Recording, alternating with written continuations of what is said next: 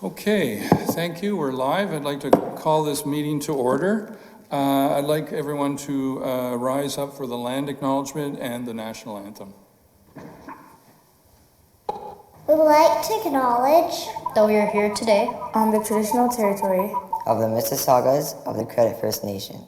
Nous tenons à reconnaître que nous sommes sur le territoire traditionnel des Mississaugas de la Première Nation de Credit.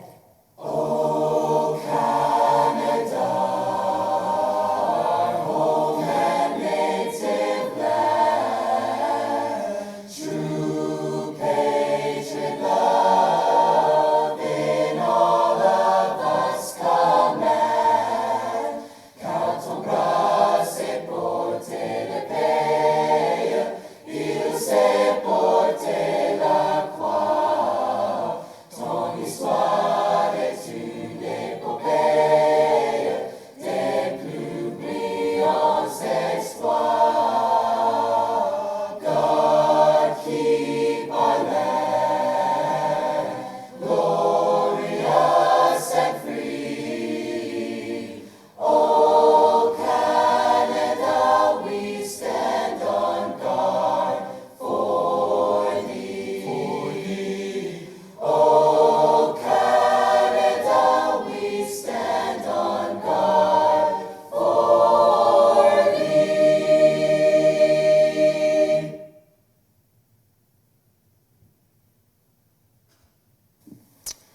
Thank you, everyone, for joining us on Tuesday, May 26th for this virtual public board meeting of the Peel District School Board.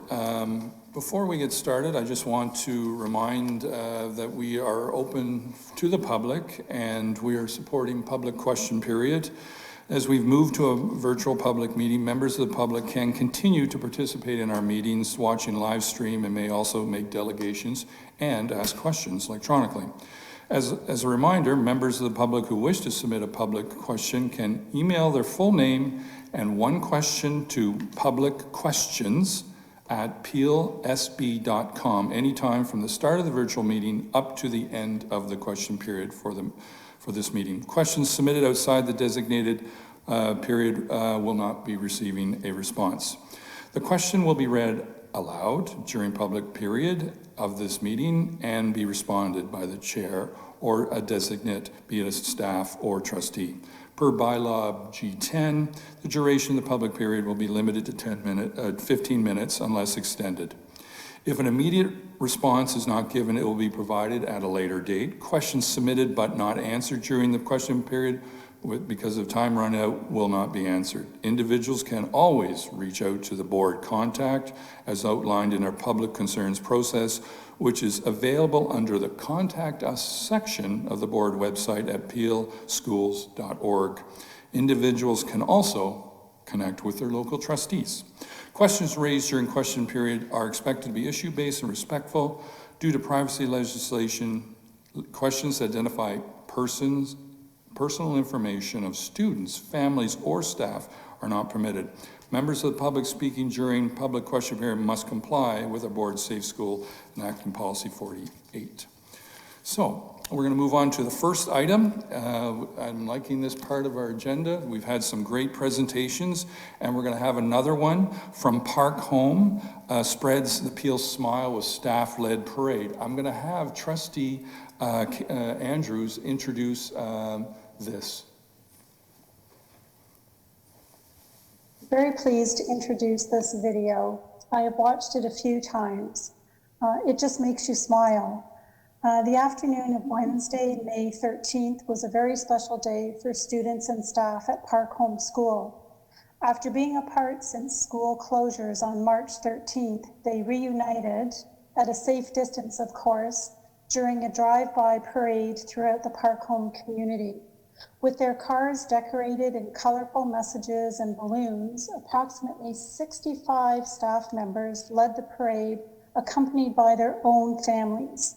Since Park Home covers a wide geographic area, staff planned 2 routes, each approximately 4 hours long, and each route visited 25 families.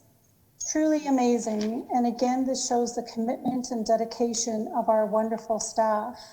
The idea of the parade originated from the staff missing the students and their daily outreach with families who are feeling disconnected during this unprecedented time. Before the parade, a video was shared on the school's Twitter account to help prepare the students for the parade. Staff also reached out to families to see if they would like to participate. All throughout the neighborhoods, there were families out waving. The students and families were thrilled, and there were tears of joy seeing their school family. A special thank you to Park Home staff members, Megan Hartwell, Mike Morand, and Shannon Petraco for coordinating this amazing parade and for making it possible for the school community. Special moments like these make all the difference. Get ready to smile. Thank you.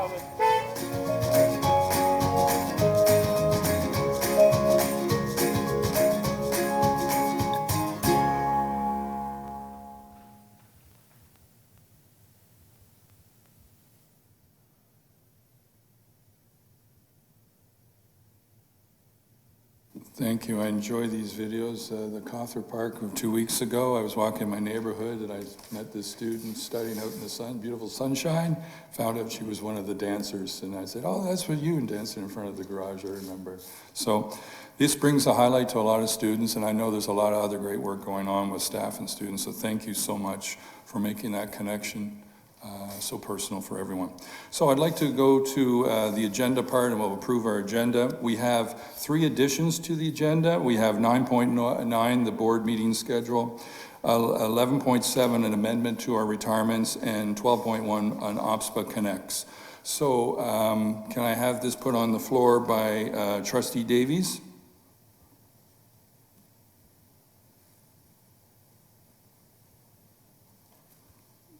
Trustee Davies? I'd like to, sir. Okay, Trustee Benjamin, would you second that?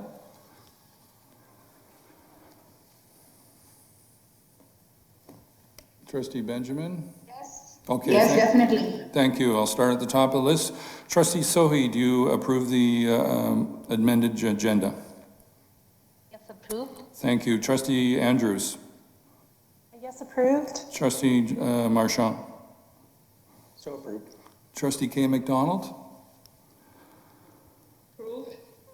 Okay. Trustee DeCroo? Approved. Thank you. Trustee Crocker? Approve. Trustee Cameron, Approve, Chair. Trustee Lawton.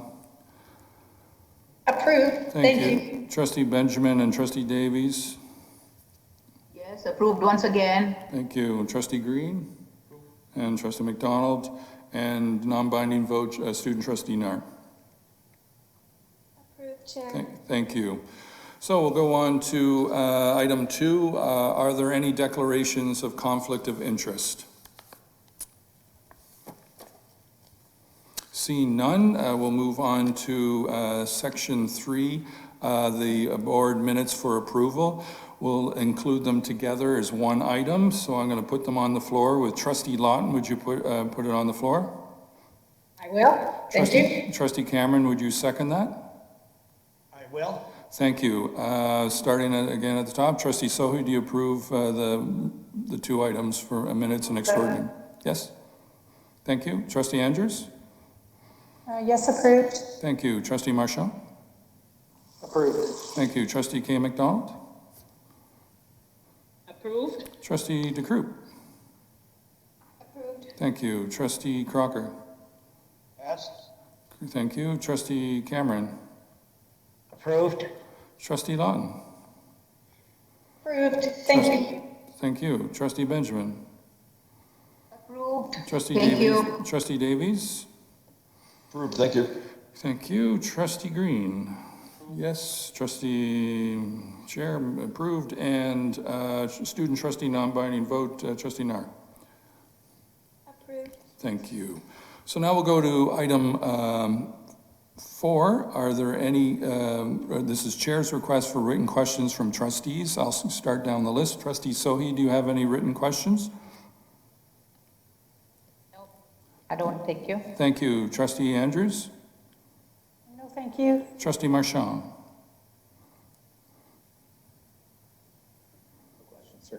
Thank you. Trustee K. McDonald? No questions, thank you. Thank you. Trustee DeCroop? No questions. Thank you. Trustee Crocker? No, thank you, Chair. Thank you. Trustee Cameron? No, thank you, Chair. Thank you. Trustee Lawton? No questions, thank you. Thank you. Trustee Benjamin?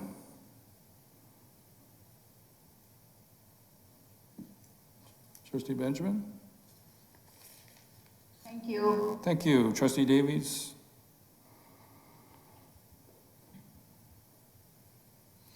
Trustee Davies? Chair. Thank you. Trustee Green, no questions? I have none. Student Trustee Nar, do you have any written questions? No questions, Chair. Thank you. So now we'll move on to item 5, notice of motions and petitions. Starting at the list, top of the list again, Trustee Sohi, do you have any motions or petitions? No, thank you. Thank you. Trustee Andrews? No, thank you. Thank you. Trustee Marchand? No, thank you, Chair. Thank you. Trustee K. McDonald? No, thank you. Thank you. Trustee DeCroop? No, thank you. Thank you. Trustee Crocker? No, thank you, Chair. Thank you. Trustee Cameron? No, thank you, Chair. Thank you. Trustee Lawton? Not for me, thank you, Chair. Thank you. Trustee Benjamin? No, thank you. Trustee Davies? No, thank you. Thank you, Mr. Chair. Okay, thank you. Trustee Green, none. Trustee Nar? Student Trustee Nar? No, thank you. Okay, thank you. So now we're going to go on to item 6. So there's 2 items on here, and I've asked some trustees to introduce them. So first off, on Pride Month for June, I've asked Trustee Lawton to introduce that item. Thank you, and through you, Chair McDonald, on behalf of the Peel District School Board and the Board of Trustees, it gives me great pleasure to recognize Pride Month in the month of June at the Peel District School Board. This is an opportunity to recognize and celebrate our two-spirited LGBTQ+ communities. In June 2018, we raised the Pride flag at schools and work sites for the first time and we will continue to raise this flag every June in recognition of Pride Month. Raising the Pride flag is about inclusion, but it's also about hope. It's about understanding that everyone should feel proud of who they are and that public education plays a role in upholding the inherent dignity and worth of all persons. In the spirit of equity, the raising of the Pride flags is only one of the ways we help create spaces that are inclusive, welcoming, and safe for students, staff, and families. Establishing truly equitable learning and working environments requires conversations to be ongoing and intentionally integrated into these spaces throughout the school year. Recognizing Pride Month demonstrates that our schools are safe, inclusive, and welcoming environments where our students, staff, and families who identify as part of the two-spirited LGBTQ+ communities are valued and supported. Environments like this inspire success, confidence, and hope, the mission of the Peel Board. Guided by our mission, vision, and values, we're committed to building safe, positive, healthy climates for learning and working to nurture students and staff well-being. Pride Month activities will not take place in schools next month due to the ongoing government-mandated closure of all publicly funded Ontario schools, including all Peel Board schools and work sites in response to COVID-19.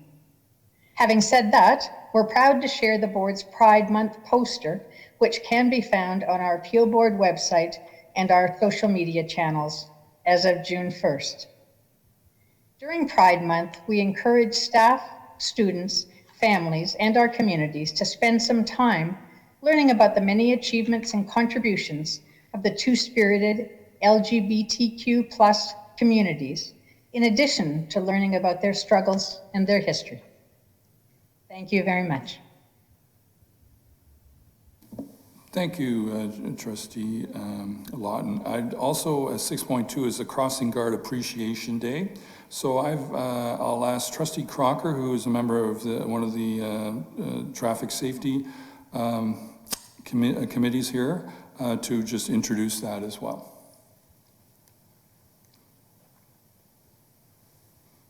Thank you, Chair.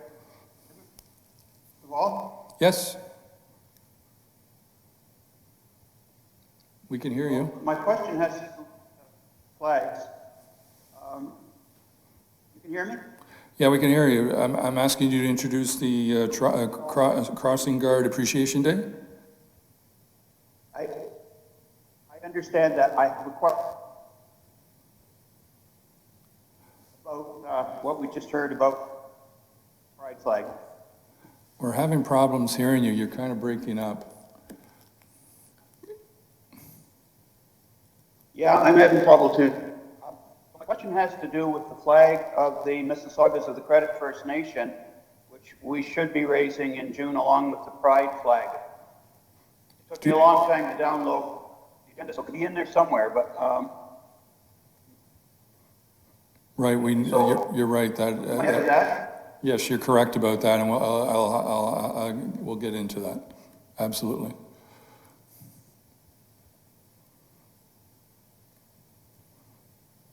So we can expect some message. Yes.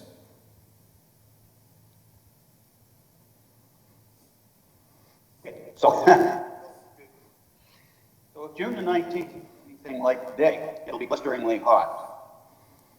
For COVID-19, our crossing guards would be out in it, 2 of them with any chance of shade. No matter what the weather, rain, snow, sleet, or a humid day like today, they're always out in it. Ever cheerful, ever prepared to be super cautious when our children might not be. Thank you, crossing guards everywhere, for keeping our kids safe as they travel to and from school.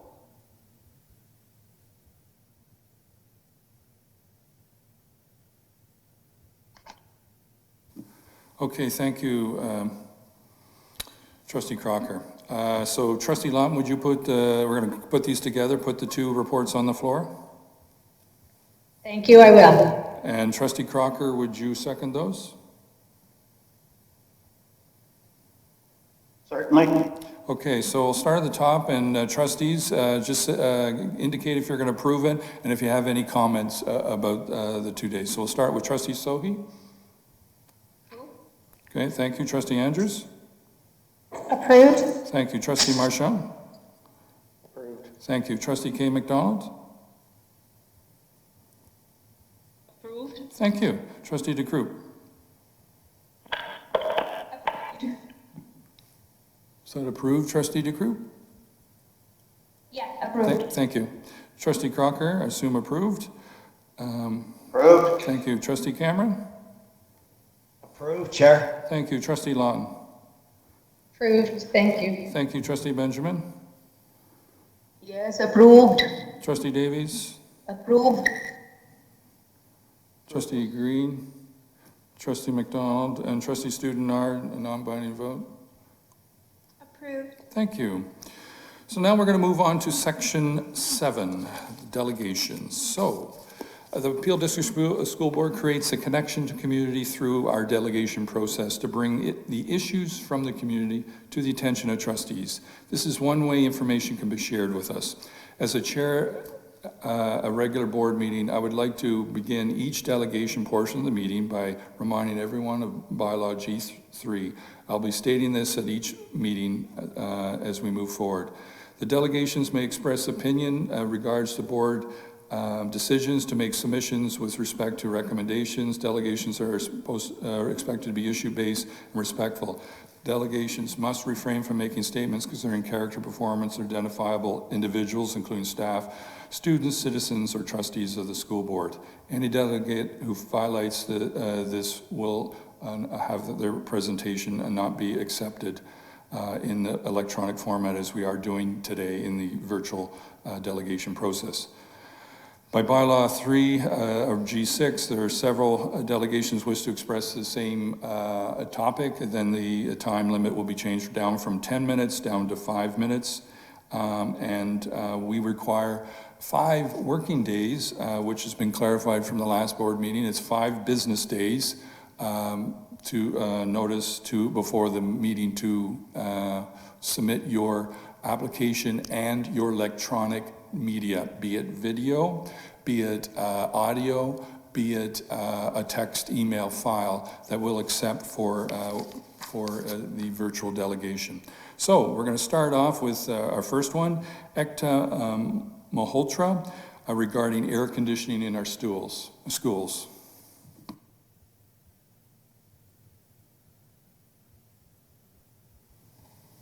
Good evening, members of the board. Thank you for accepting my request for delegation for this meeting. I'm here to discuss the issue of air conditioning or lack thereof in our schools. As many of you have noticed, the weather and the temperatures are not the same as they were in the 1970s. The temperatures aren't even the same as what they were 10 years ago.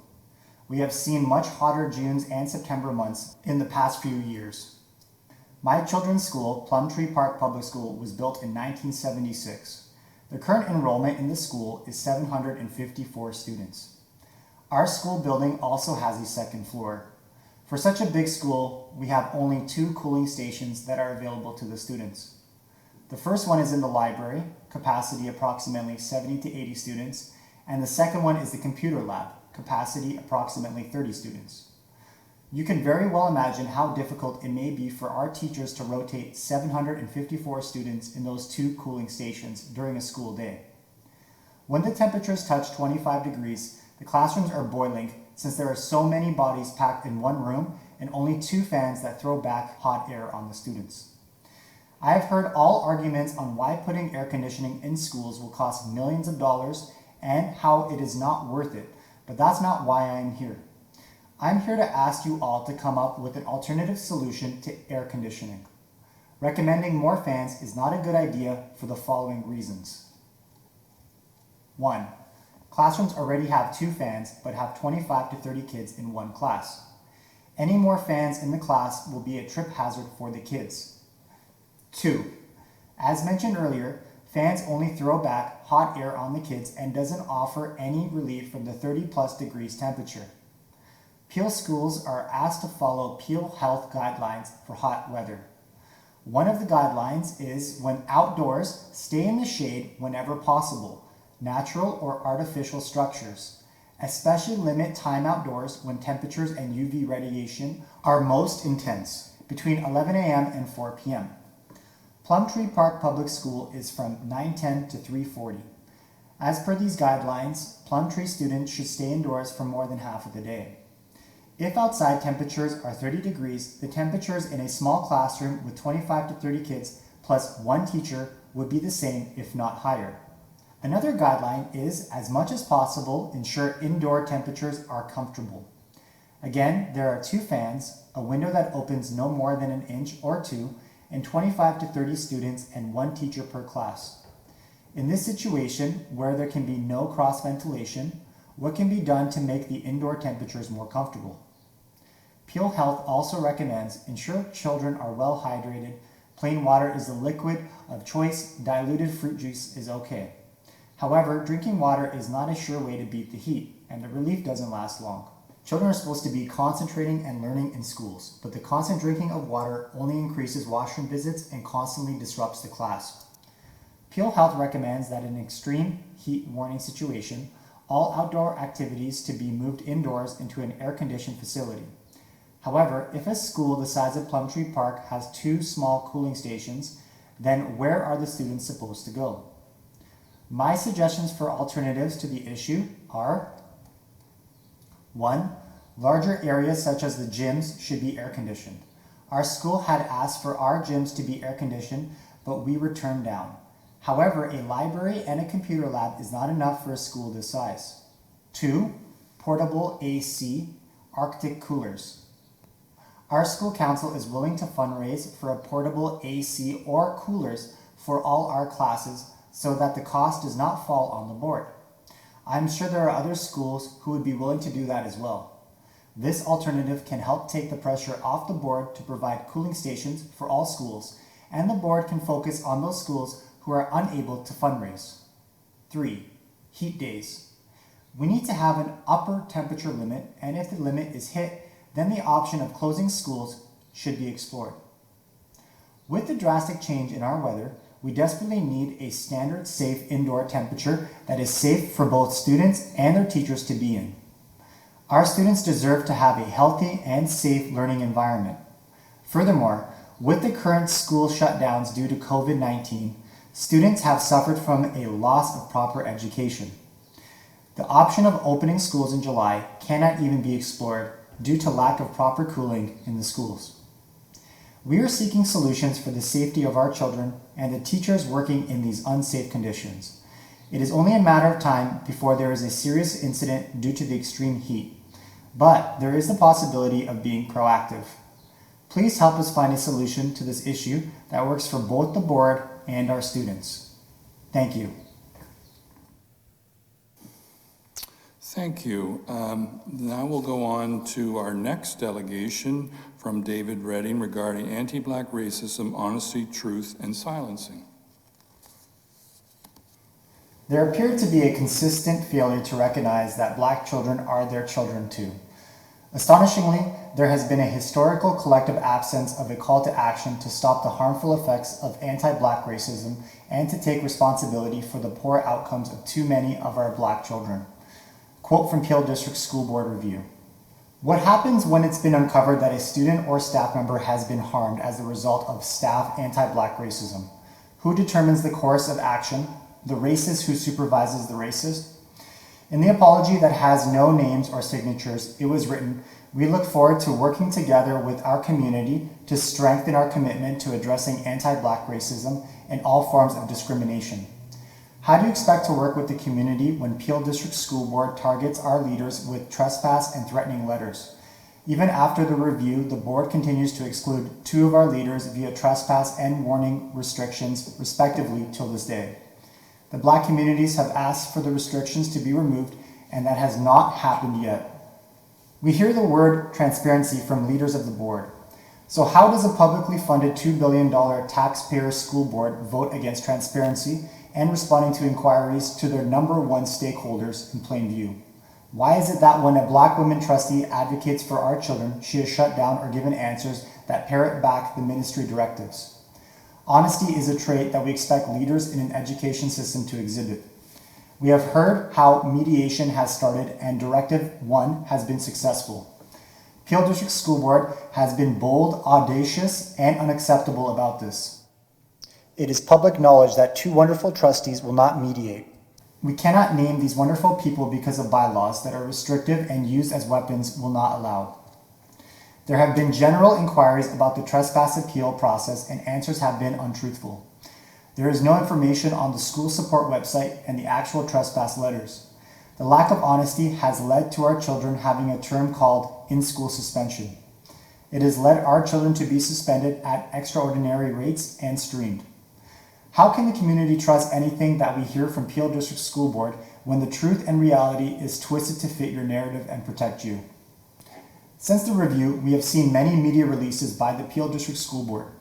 Statements have talked about commitment to care and engagement. However, the same commitment to care and engagement and support is what led to the finding of the ministry review. The same administrators that watched and were silent when our children were suspended for hoop earrings and hoodies will now be beneficiaries of a corrupt system. It is insulting to students and families that administrators require further understanding of what the ministry's review clearly stated. How can an administrator with the Peel District School Board in 2020 with 85% racialized students require further understanding? The perpetrators and oppressors of our children are the same leaders that the organization wants to make the necessary changes.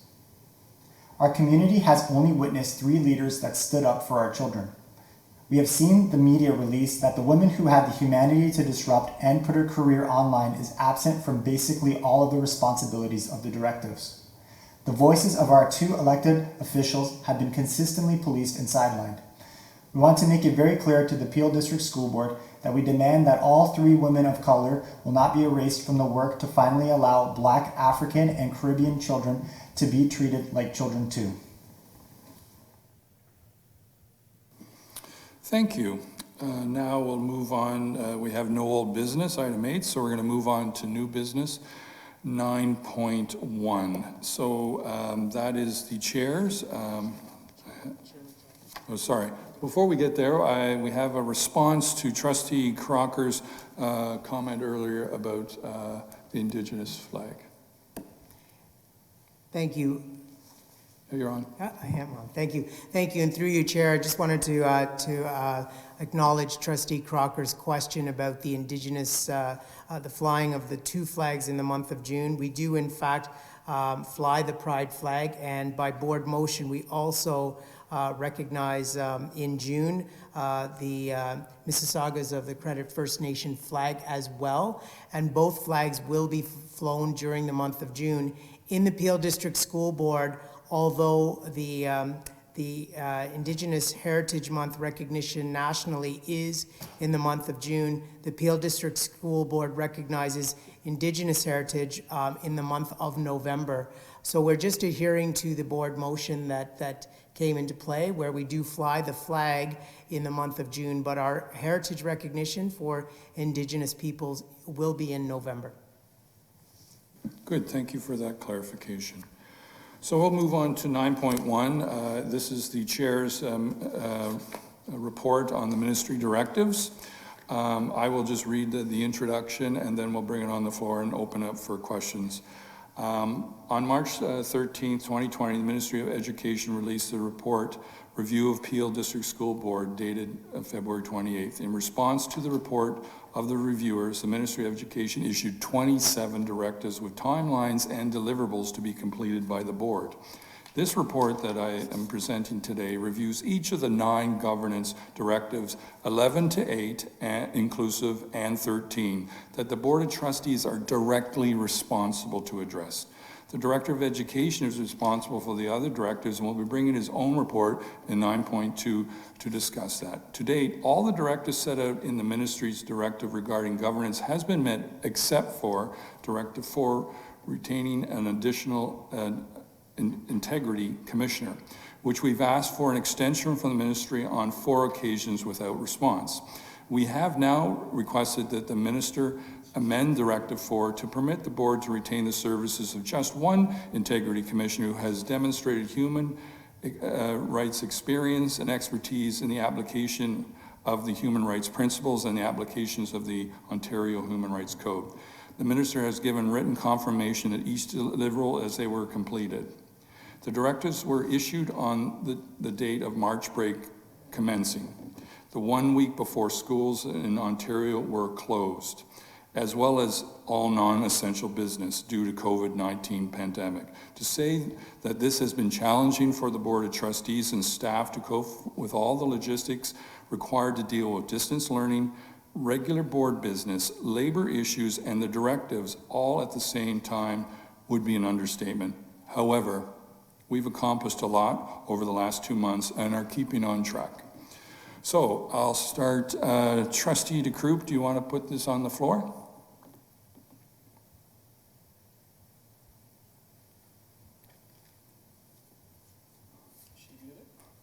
Trustee DeCroop? Put it on the floor, Chair. Okay, Trustee Andrews, do you want to second it?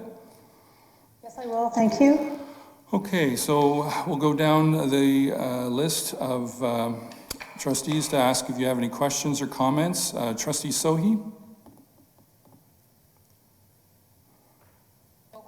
Thank you. Okay, Trustee Andrews? No questions, thank you. Trustee Marchand? Nothing to add. Thank you, Chair. Trustee K. McDonald?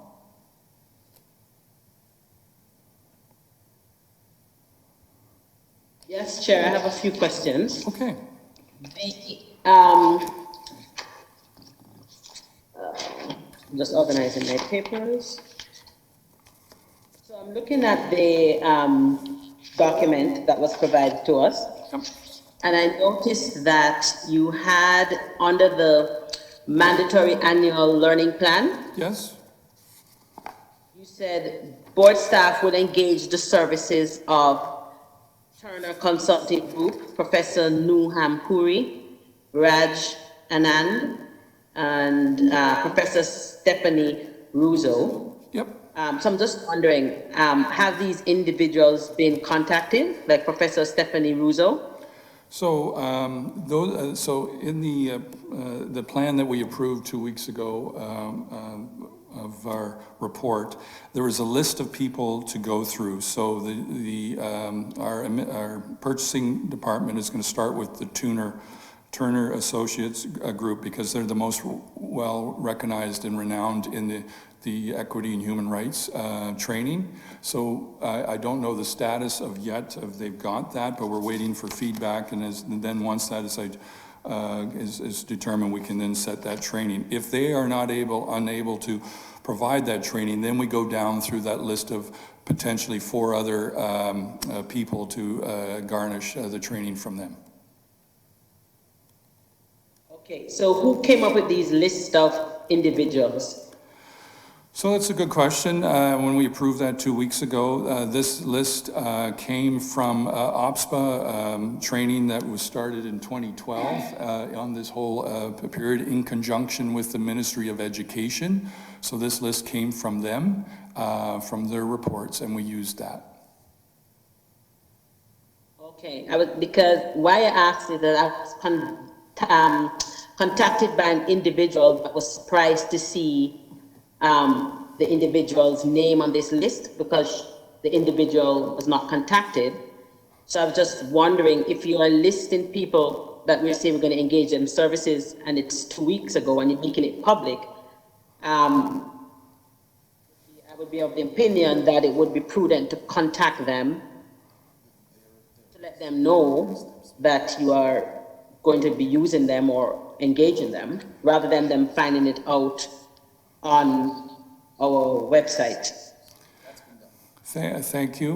We appreciate that. So I believe we're talking specifically to Turner at this point in time, as I said earlier, and if they're unable to provide the training in the timeline that we need, then we'll be contacting them. But this was really a list of vetted people that provide that type of training for which we would then have our administration select from for our training. Okay, and there was no RFP, somebody just decided that these are the only 4 people that they wanted to use for this? No. So this goes back, back to 2012, when the Ministry of Education created this whole human rights equity training. This was the list that they provided, and so we used that as the basis. That was already done through the government. Unfortunately, they disbanded that organization about 2 years ago, but these are the people that were selected as providing that form of equity, human rights, and training. So we didn't have to do any more homework, we just used that. Okay, thank you. Thank you. Sorry, I have one more question. Yes. I'm just trying to find it. So you have put out a notification for a meeting on Thursday. Yes. Right?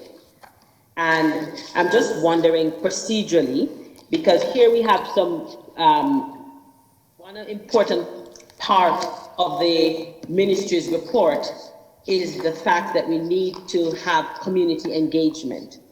So in light of the fact that we're going to now have this meeting with regards to some directives, right?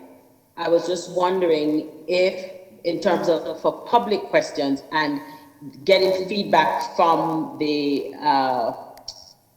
community, right? If there is, because I noticed on the agenda, there's no area for public questions, but considering that we're dealing with issues surrounding our directives, and we are told that we need to reach out to the community, procedurally, how do you go about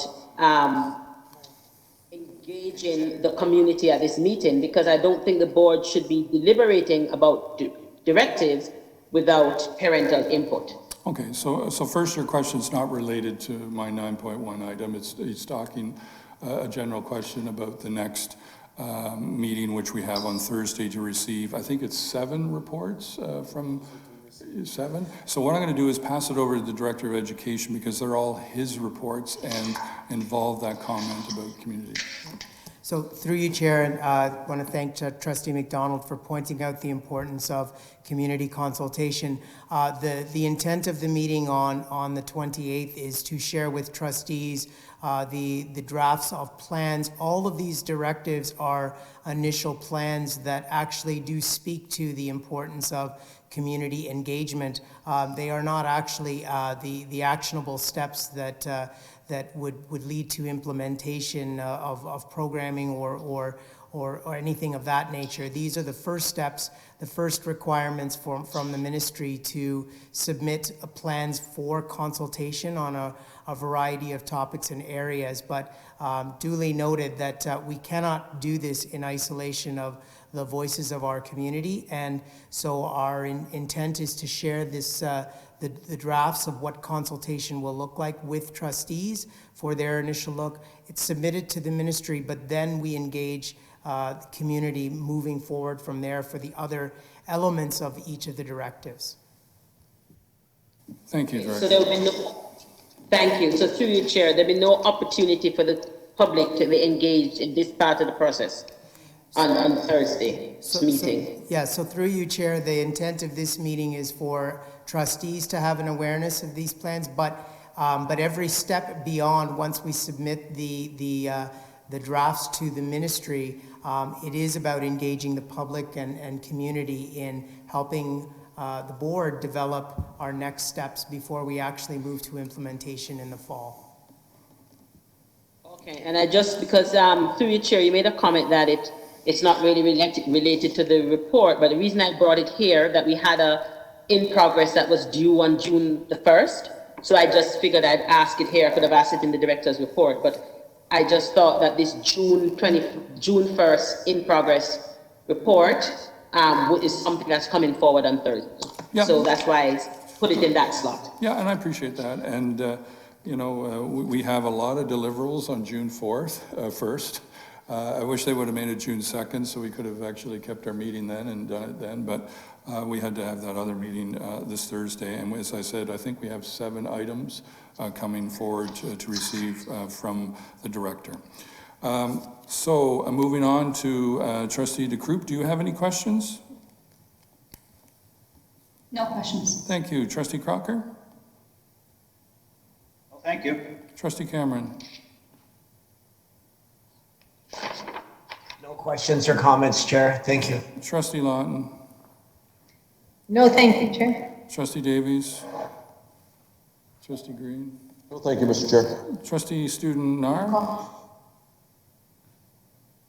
thank you, Chair. Okay, so we'll start at the top and vote the receipt of this report. Trustee Sophia? Thank you. Trustee Andrews? Approved. Thank you. Trustee Marchand? Approve receipt, sir. Thank you. Trustee McDonald? K. McDonald? In favor of receipt? Thank you. Trustee DeCroop?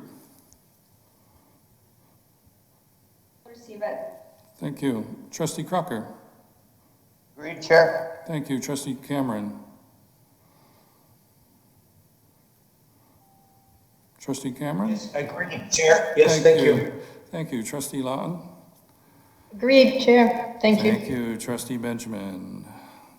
Yes, I agree. Thank you. Thank you. Trustee Davies?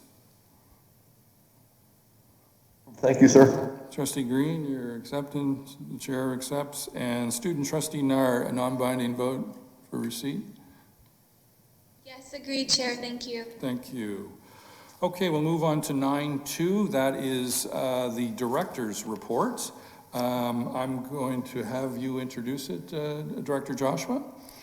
Thank you, and through you, Chair, very similar to the introductory comments from our Chair McDonald, I put in front of you our detailed work plan with regard to the operational directives in response to the ministry review. And I do want to emphasize that certainly we are all working together in terms of all 27 directives in support of those that are situated around governance, etc. But these particular operational directives, as we've called them, numbers 9 through 12 and then 14 through to 27 inclusive, speak to particular focus on the elements that are directly impacting our schools and impacting our students in terms of the change and addressing disproportionality in the experiences of our students, mainly our Black students, in terms of access to programming, in terms of student discipline, and of course addressing the very important area of professional learning around anti-Black racism and systemic discrimination, looking beyond just the concept of training, but really addressing a much more fulsome, in-depth approach to professional learning that will result and must result in change in practice across our system. So as you will see in the work plan, what we've begun with is just a way to organize the directives in terms of some key areas and themes to address. But I want to emphasize that first and foremost, as a senior team, we took the review very seriously and began with some in-depth discussions, not on just the directives as a checklist of things that needed to be done, but more importantly, reading the review with intent to understand the rationale and the why this work must be done, and clearly understanding the voices of our students, our families, and our community, so that if we're going to talk about change, that we know why this is so necessary and so urgent. And we appreciate that voices of our community came not only through this review, but through many reflections from our advisory We Rise Together and from others in our staff internally and our stakeholders. So we've moved certainly from a reflection on the why to the how and what needs to be done.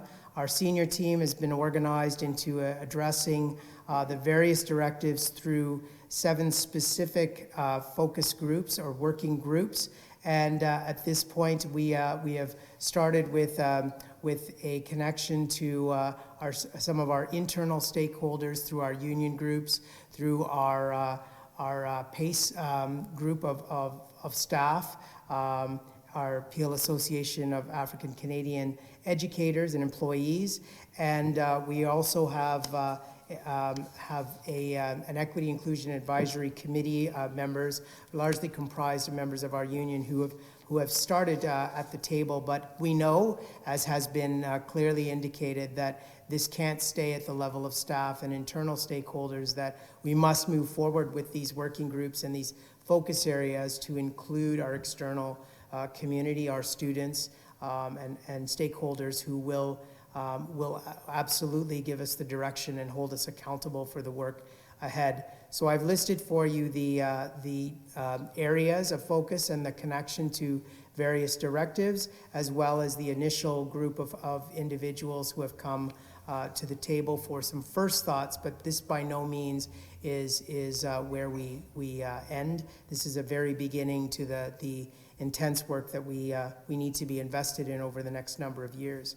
I've also signaled that it will be extremely important to have a wise counsel and the advice of members of the Black community, and we need to look to creating a Black Community Advisory Council as a start, and certainly other racialized groups and other groups of importance in our community will be contacted as well for future advisory councils. But this particular area to start is absolutely essential. This is where we begin the important work that's outlined in this review. So we'll be formulating this advisory council, and I'll be able to bring more information to you about the advisory council and what and who and how we'll address the areas of anti-Black racism, anti-oppression, systemic discrimination.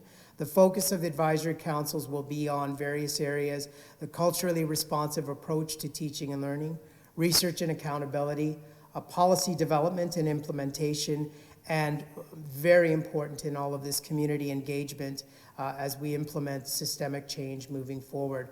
So this will be information I'll happily bring forward to our next board meeting. But that gives you a brief introduction to the areas of our work plan, and I'm happy, I know that trustees have received the details of the work plan, so I'm happy to answer any questions should you have them.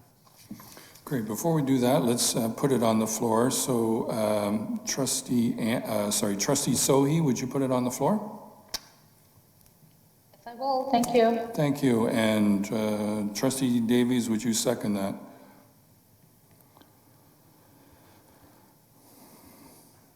Trustee Davies? Yes, I would. Thank you, Mr. Chair. Okay. Trustee Sohi, do you have any questions? Yes, I do. Okay, thanks. I actually have a question regarding the response that we received from the ministry after we submitted the directives. And I understand the Trustee McDonald asked about community consultation, and Director Joshua spoke about that, like how we are moving forward. So I'll wait for the Thursday's meeting on that. So my another concern is Directive 19, which is really important because it impacts the students' future greatly. So even in the report it says submitted but requires revisions. So what are we doing to move forward differently now so that we are on the right track now? So that this is, yeah, sorry. Thank you, through you, Chair, and I appreciate the trustee's question. That was a piece that I meant to address at the beginning, that we did submit two documents in accordance with the timelines from the ministry, and I will certainly say to you that these were our first attempts at addressing the ministry directives. It was Directive 16 and Directive 19 in particular that you're referring to, Trustee Sohi, with the de-streaming pilot. That was our best attempt at addressing this in a style and format that we had hoped would be suitable for the ministry just in terms of their first approval. But we appreciate that at our first attempt, we did not set up the format effectively, and there were areas that although we thought we had addressed, it was quickly pointed out to us that we needed to put more detail into our formatting and provide the type of information to be much more explicit about the level of collaboration and consultation we will have with our parents, students, teachers, school leaders, and system leaders. And very specifically, there were some questions about their concerns as a ministry about the timelines for us starting this information.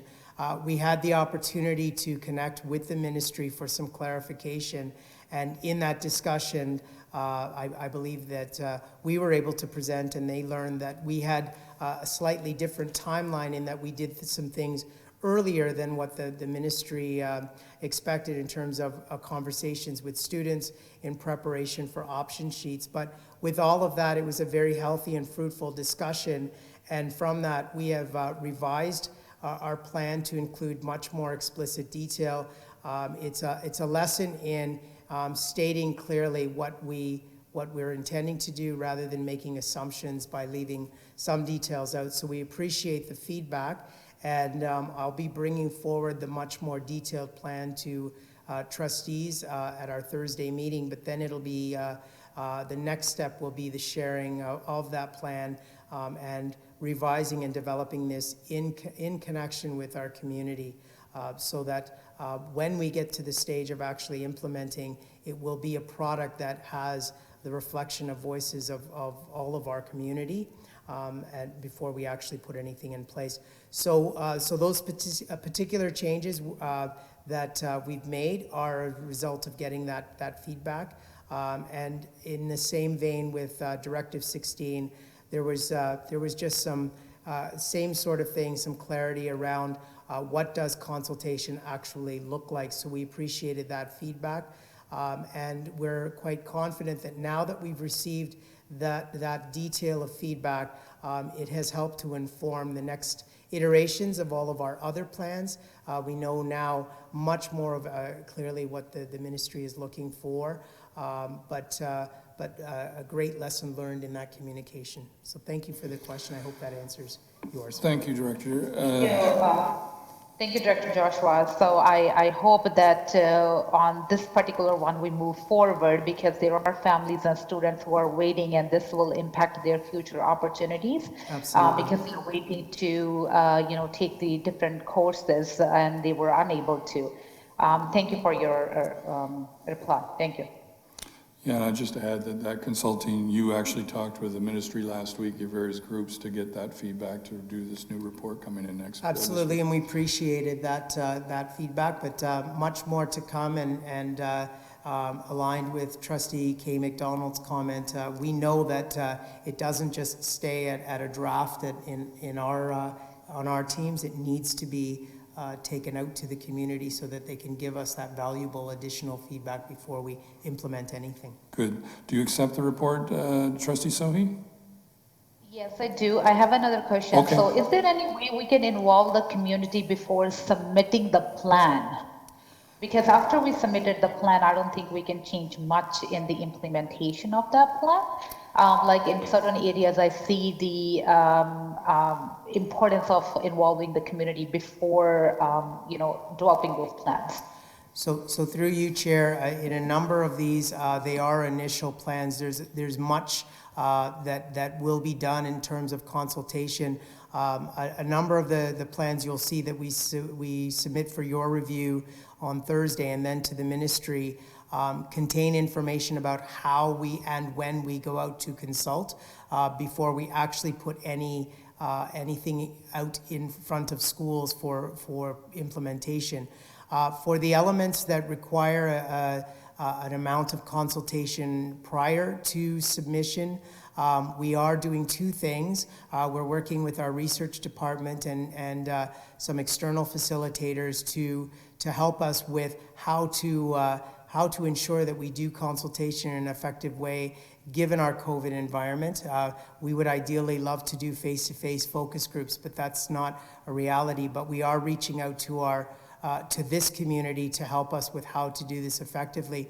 But the other thing that we're very, very mindful of, the community has told us through various means that they have been consulted many times, and they have provided much feedback and given us much direction about what should be in place and what must be in place. So we want to acknowledge that those voices have come to this table many times, and unfortunately and sadly, the action hasn't gone to the places that it needed to go. So we have to acknowledge that our community has told us that they, not to say we're not going to consult, but we can't assume that we haven't heard voices in the past. And so we have detailed reports through what we've done in We Rise Together, through the work of Dr. Carl James, through the work that happened through the FACES report with the United Way of Peel. There's a great deal of information and voice that is very clearly articulated to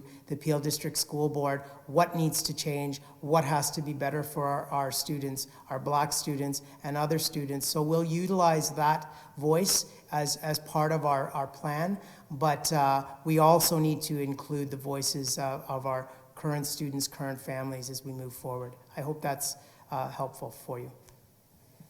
Yes, thank you through you, Chair. So my last thing is, are we involving the PIC, Parent Involvement Committee, so that they can further involve school councils and the parents at the ground level? Yes, thank you through you, Chair. In our detailed plans, we include our advisory committees, standing and ad hoc advisory committees. So Parent Involvement Committee and their connection to school councils is absolutely part of our consultation plan. We do recognize that school councils will be, there are some in existence now, but there will be potentially new school council members in the fall. So it's all part of our plan moving forward into the fall to ensure those voices are heard. We do have other advisory committees as well, and committees like SEAC and our Indigenous Circle. Those advisory committees will be included as well.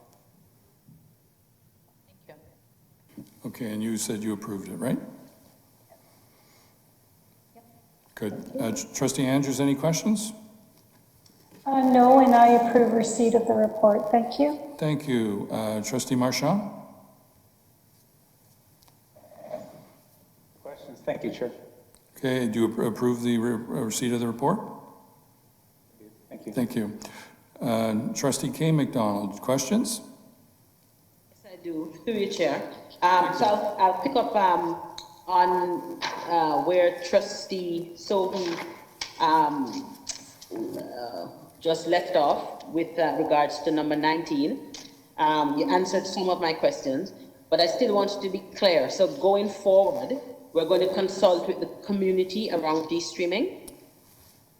Through you, Chair, absolutely. Although the ministry directive talks about pilot schools, and we will be doing much at the pilot schools that will be involved, there'll be consultation across our board, because we know that the approach to de-streaming, and if I may expand that to it's really about ensuring that our students and families are well aware of options and opportunities to get into academic level programming. That really is the intent behind this. But in answer to your question, there will be an absolute focus on consultation, hearing voices, getting perspectives from our students and families before we actually implement this in fullness. Okay, thank you. Because I'm really concerned about the consultation, because like you rightly said, we have been requesting information from the community invariably, and also experts like Dr. Carl James, and then we do not follow the advice sometimes that is given. So for example, when I think of the Killer Mockingbird review, we ask for consultation. We asked for consultation around Killer Mockingbird, but in the end, we voted to do what we wanted to do, and we didn't honor the voice of the community. So what's going to be different in terms of how we're going to make sure that we are honoring the voice of the community and it's just not another exercise?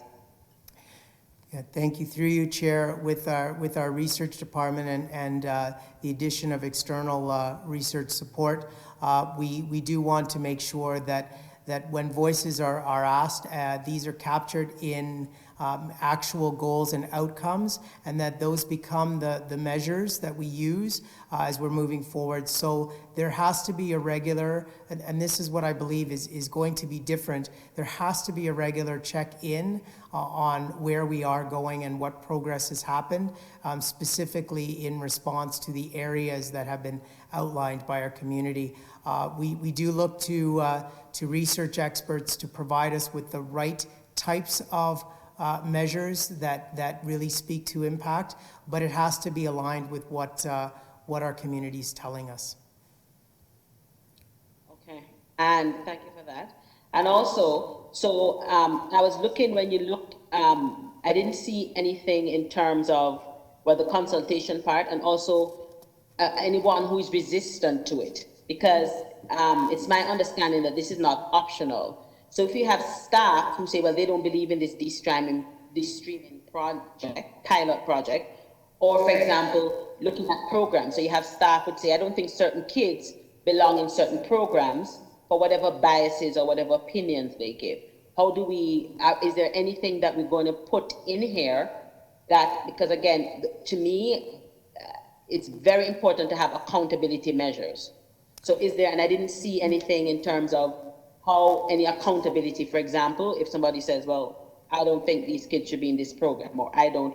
So is there a clear-cut plan that's going to be in place? Yeah, thank you. Through you, Chair. Thank you. Yeah, sorry. Through you, Chair. This work plan outlines the overall details and times and steps, but in that process of consultation with community, the plans will be developed, and you will see in those detailed plans outcome measures and expectations. Our staff is and certainly in our conversations through superintendents with principals, this work is not optional work. It is everyone's responsibility. We are all in this together, and everybody needs to be on board. As I may have mentioned, or I did mention earlier, we also need to move beyond the concept of a single day of training. This is not about a checklist. It's an ongoing reflection, ongoing professional learning, so that everyone in the organization is in front of this, and we're regularly addressing people's perspectives so that we get to a place where we have addressed bias and we have addressed anti-Black racism and systemic discrimination and anti-oppression, and those can't just be words on a page. We have to look at how people's beliefs and understandings are impacting and will impact their actions in a positive way. And these are directives by the government, the ministry. These have to be done, so there's not an option. I know Trustee McDonald, it has to be taken care of. And as we've heard, these are blueprints that will be taken across the province. So these detailed plans that will be developed will be used, I'm quite sure, across the province and other school boards as they all see us leading the way in this new approach of consulting and driving change and for the betterment of our students. Any other questions, Trustee McDonald? I do. Okay. Because with on page 12 of 47, when we look at the programming under direction, so it's 3, Roman numeral, 4. So again, and you mentioned, for example, training, because people have two minds of training. Because again, the accountability piece, because you can train, but if there's no accountability, because it seems to me that sometimes almost the more we get into the work, the more shocking sometimes some of the narratives that are being told. And I think the important piece is the accountability, because you can't train a mindset, but you can hold people accountable. So if you don't, this is our expectation. And I think, in these plans, it has to be quite clear what the accountability. So you don't believe that a certain group of kids should belong in a program, this is the result. You don't believe that,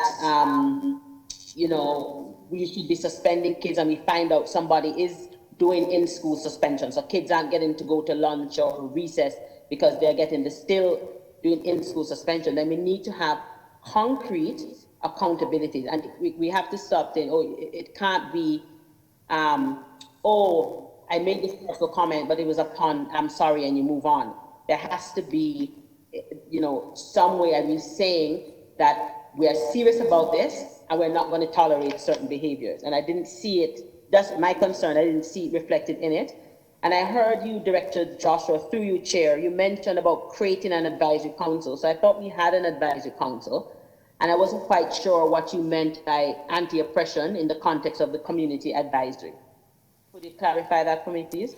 Yep, through you, Chair. I know that you didn't ask the question, but I did want to acknowledge that absolutely in the more detailed plans, as Chair McDonald mentioned, this is a blueprint for the actions, but the detailed plans will have those accountability measures in them, and fully acknowledge and appreciate Trustee McDonald's comments that we can't always wait for hearts and minds to change. There are some clear expectations, and we will learn the work as we do the work, and that is absolutely the intent.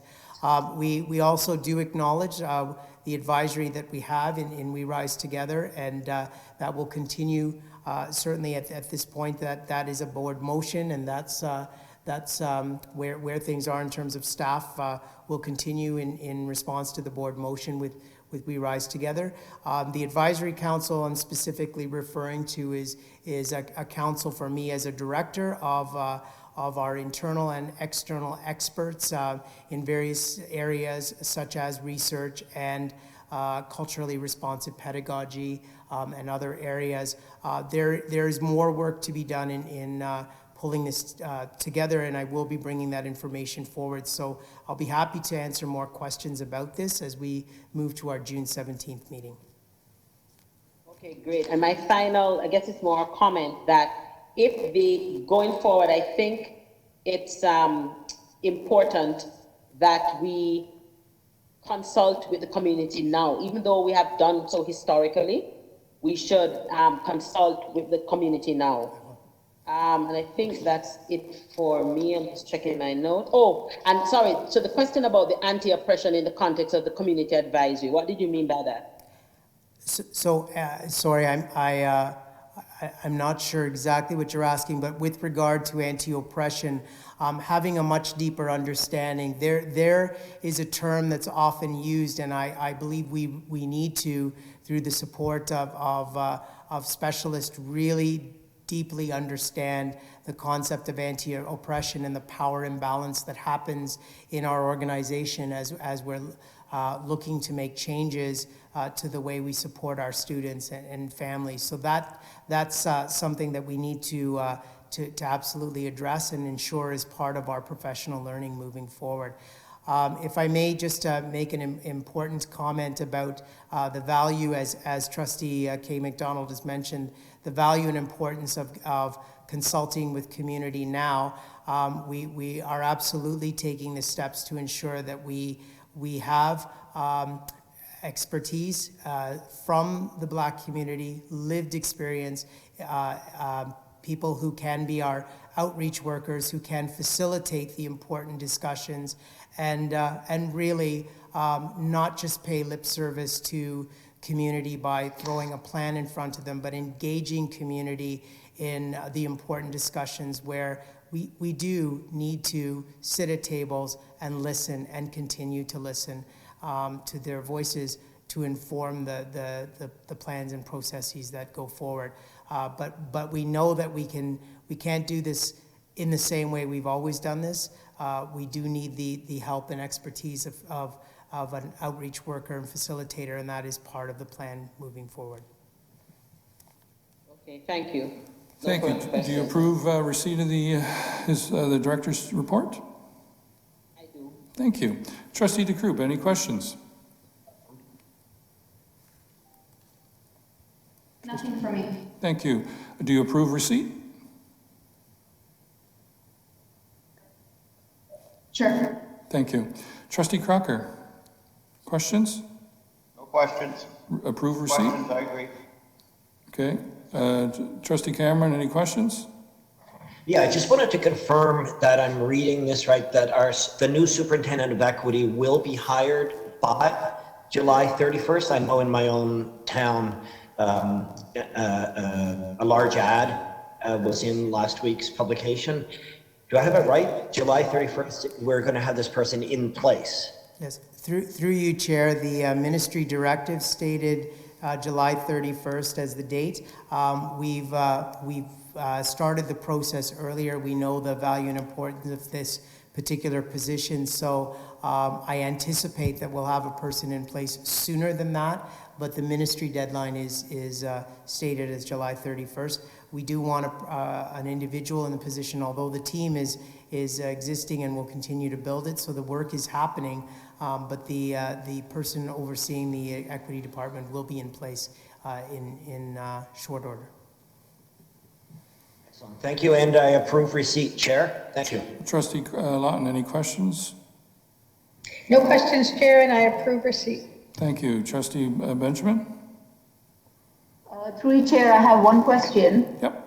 Have you decided on which are the schools that you're going to introduce the de-streaming pilot project? So through you, Chair, we'll be able to share that information once we've done some more in-depth consultation. So I don't have those names at this time, but I know that there's been some comments and interest raised around not only the approach to de-streaming, but also the placement of our graduation coaches. So I'll be able to formally announce that likely by the next board meeting. If we haven't landed by then, certainly before we get into the summer months. All right, thank you. And through Chair, I do approve. Thank you. Trustee Davies? Questions that I approve. Thank you. Thank you. Trustee Green? Thank you. Just to direct to Joshua, I know I had a question, a lot of questions that I've asked before tonight's meeting, but I just wanted to be clear because the ministry directive, we're starting with because this is around our Black student, but we eventually will be expanding this to all students. We're starting with the Black community, but we're going to expand it. And the consultation has to be the entire community. Absolutely, and through you, Chair, you will see in the plans that we provide for your review, we are talking about a number of diverse communities, right. and certainly ones that have been and will be highlighted through our student census, etc. But it is a very good point. We know that we need to begin this important work with our Black community, but it is our full intent to expand and include our diverse communities and address equity and inclusion across all of our communities. Thank you for that, because I just want to be sure that no student left behind. Absolutely. Thank you. Thank you, Vice Chair and Director. I have no questions. So, Trustee Student-R, do you have any questions or comments? No questions, Chair, and I approve. Thank you. I just want to thank you, Director Joshua. I know how much work you've put into that document, and you have a huge team of 7 or 8 subcommittees behind you, and I'm talking to now through my families of schools, the work is now starting to trickle down to them, and it's very exciting what they're talking about. So I really look forward as these directives ramp up into real consultation, as you said, and then we can get into the details of implementation starting in the school year, September. Thank you. Thank you, through you, Chair, and yes, a sincere thanks to the many people who have rolled up their sleeves and been invested and involved, and the many others who have shared their thoughts and comments already in informal ways. It's been really enriching and encouraging. Thank you. So now we'll go to 9.3. which is the a new policy about the Board of Trustees participating in hiring, appointing, and promotion panels as required by the directive. I think Trustee Cameron, do you want to put it on the floor? Yes, please, Chair. I will. Trustee Lawton, do you want to second that? I do. Thank you. Okay, we'll start at the top. Trustee Sohi, do you have any comments? Do you approve the policy? Thank you, Chair. Okay, Trustee Andrews, do you have any comments? Approve the policy? Approved, thank you. Okay, Trustee Marchand, any comments, or do you approve the policy? I approve it. Thank you, Chair. Thank you. Trustee K. McDonald, do you have any comments or approve the? No comments, and I approve. Thank you. Thank you so much. Trustee DeCroop, any comments or approval? I approve, no comments. Thank you. Trustee Crocker. Approved, thank you. Trustee Cameron. No comments, approval. Trustee Lawton. Thank you, Chair. I approve, and I have no comments. Trustee Benjamin.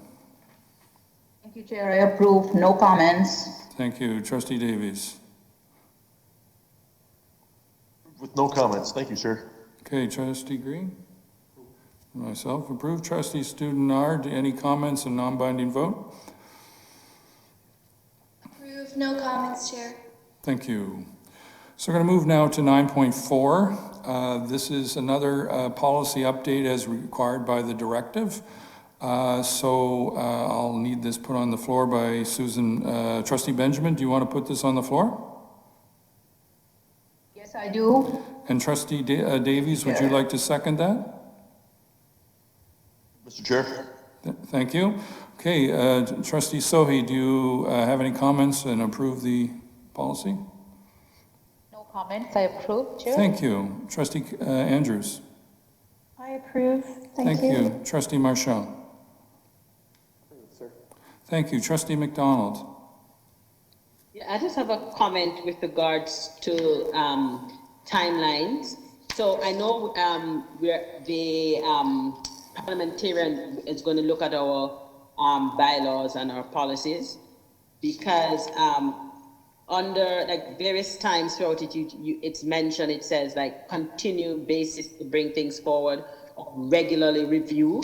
And I just think that it would be good to have timelines, like what is regular, right? So regular for people. So if we could make it, is it quarterly? Is it, monthly? What do you mean by regular when we're talking about proactive measures or reports coming forward?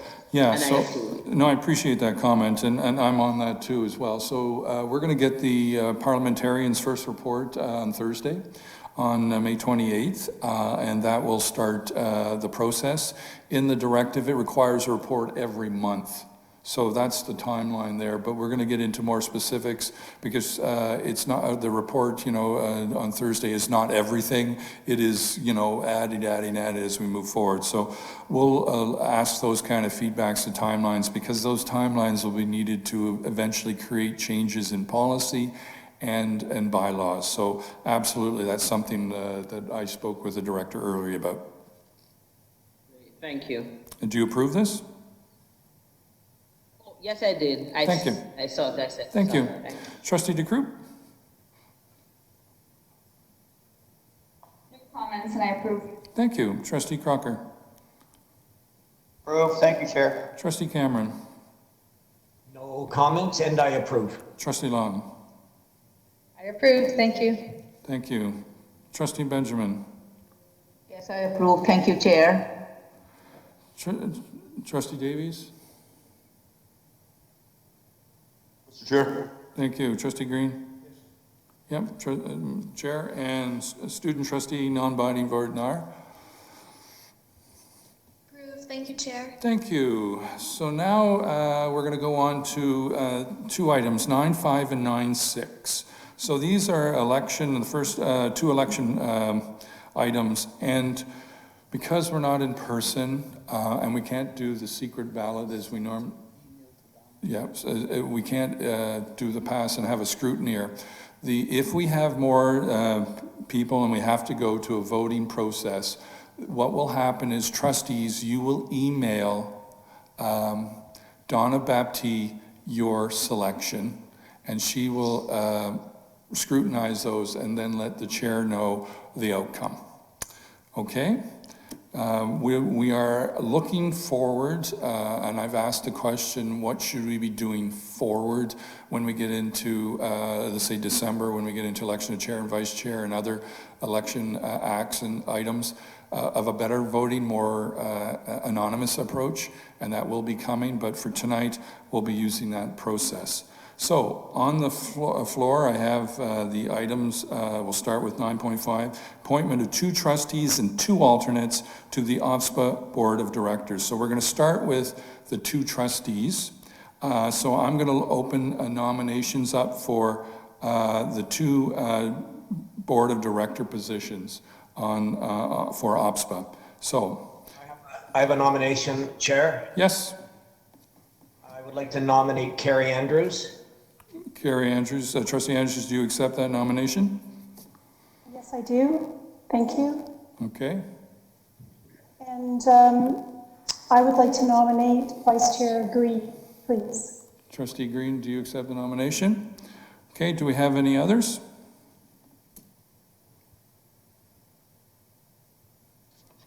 Through you, Chair. Yes? You get to speak to the nomination? That's not our practice. It's only vice chair and chair. Do we expect that in the December?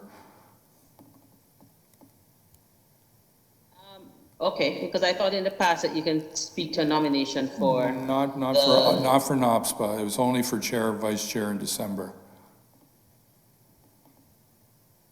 Okay, so how do you, if you make a comment in terms of the fact that I think for succession planning, that it'd be great to get other people to have an experience with, because you're always in danger of having someone leave the board and then they have been on a committee for so many years and it doesn't how do you get to say that? And that's a great comment, and I think and that's part of something that I think we looked in our diversity, discussion, which we had 2 weeks ago around our committees. I think we need to look at that and how we do the succession planning and bring more people in. I know the alternate way is one way to do it, so when someone can't make it, that means they get exposure and participation in the regional OSPA in this case. But I think that's something as trustees we should sit together and figure out how to better do that, so we spread that kind of leadership and knowledge and creation and bring everyone up. Yeah, because I've been an alternate and I think I've only gone like one time as an alternate, and I just think that you have, people on the committee with 8-9 years experience, some with I think probably like 16 years, and it's important to build capacity. So I was just wondering, like in terms of our board going forward. Yeah, and these are conversations I think we should have in a trustee caucus. That would be a good conversation for us, and look at that, and especially around OSPA, there's the regional aspect, and then working toward to the directives, and maybe we should be talking about spending more opportunity for alternates to participate as well, and bring, and do that rather than just wait, I can't make it because I'm sick or something of that nature. But that's a good perspective, and I appreciate that input. Okay, thank you.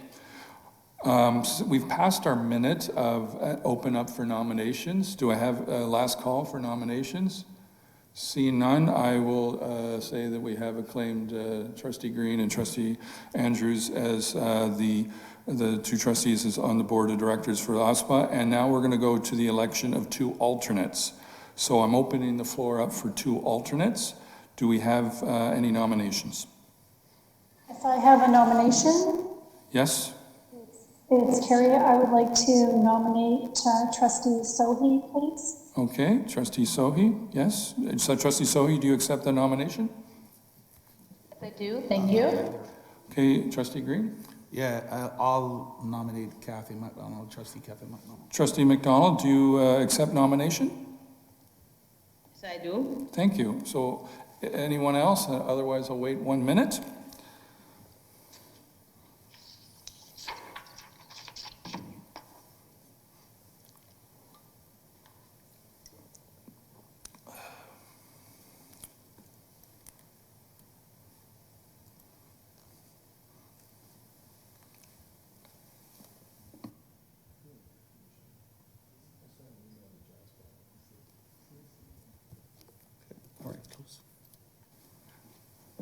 Okay, seeing that my time here has changed for a minute, I declare Trustee McDonald and Trustee Sohi as the alternates to our OPSPA appointment. Okay, thank you.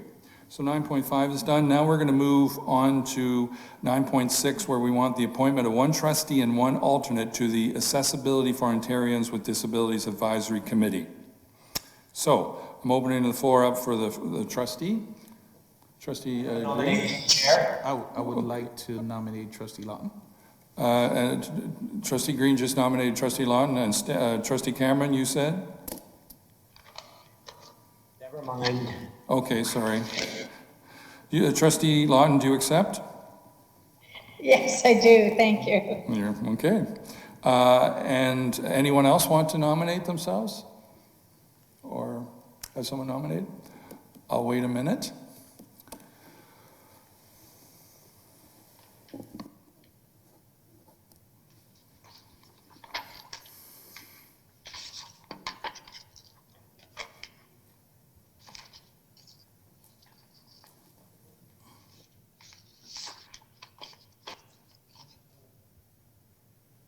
Okay, we have a minute, so we have Trustee Lawton. You are the first person on the committee, and now our next is to find an alternate. So who, do we have a nomination for alternate? Thank you, Chair. I'd like to nominate Trustee Cameron as the alternate. Okay, Trustee Cameron, do you accept? Yes, thank you. Thank you. Okay, we'll wait a minute, unless there's any other people who would like to nominate.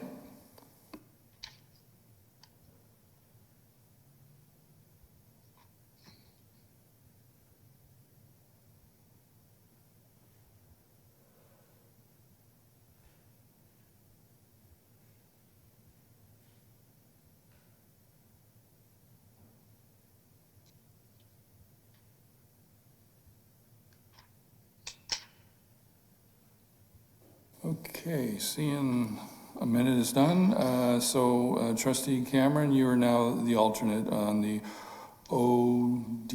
AODA committee. So we'll move now on to 9.7 and 9.8, both ratification of local agreements. They are recorded votes, just to let everyone know. So we'll start with 9.7, the Educational Resource Facilitators Appeal, Teaching Assistants DECE's tentative local agreement. We have that in report. So Trustee DeCroop, would you put that on the floor?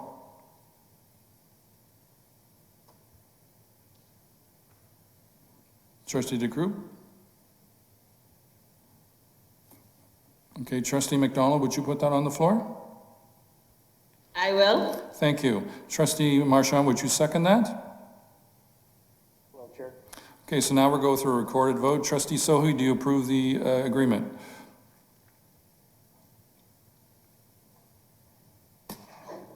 Trustee Sohi?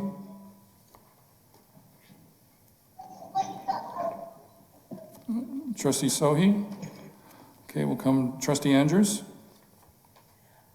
Yes, are we approving 9.7 and 9.8 together, or just 9.7? No, just one at a time. One at a time. Okay, so I approve 9.7. Thank you. Perfect, thank you. Trustee Marchand? Approved. Trustee K. McDonald? Approved. Thank you. Trustee DeCroop?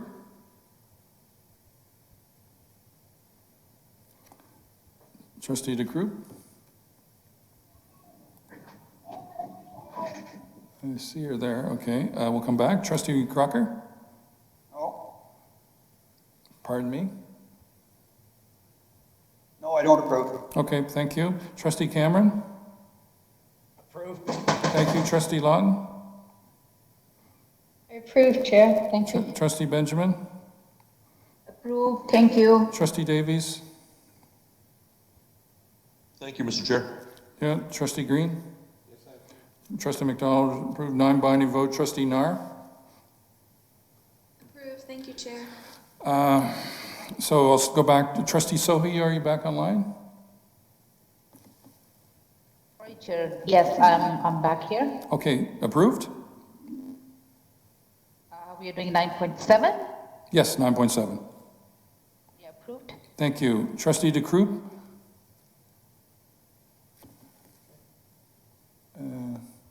Trustee DeCroop, are you there? Okay, we'll call that an abstention. I don't know. Anyway, the motion carries. We have an approved agreement from the Appeal Board. Okay, 9.8. So I'm going to ask Trustee Andrews, would you put that on the floor? Yes, I will. Thank you. Trustee Sohi, would you second that? Yes, I will. Thank you. Since we're at the top, Trustee Sohi, would you approve? This is the QP Local 1628 Secretarial Clerical Tentative Local Agreement. Do you approve that?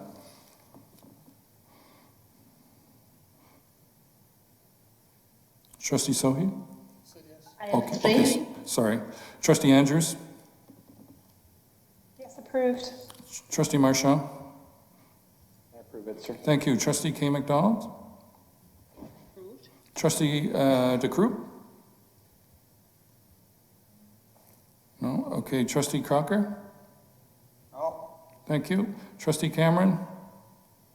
Approved. Trustee Lawton? I approve, Chair. Thank you. Trustee Benjamin? Yes, I approve, Chair. Trustee Davies? Mr. Chair. Thank you. Trustee Green? Trustee Chair McDonald approves. And non-binding student vote, Trustee Nar? Approved. Thank you, Chair. Thank you. The motion carries. We have that agreement approved.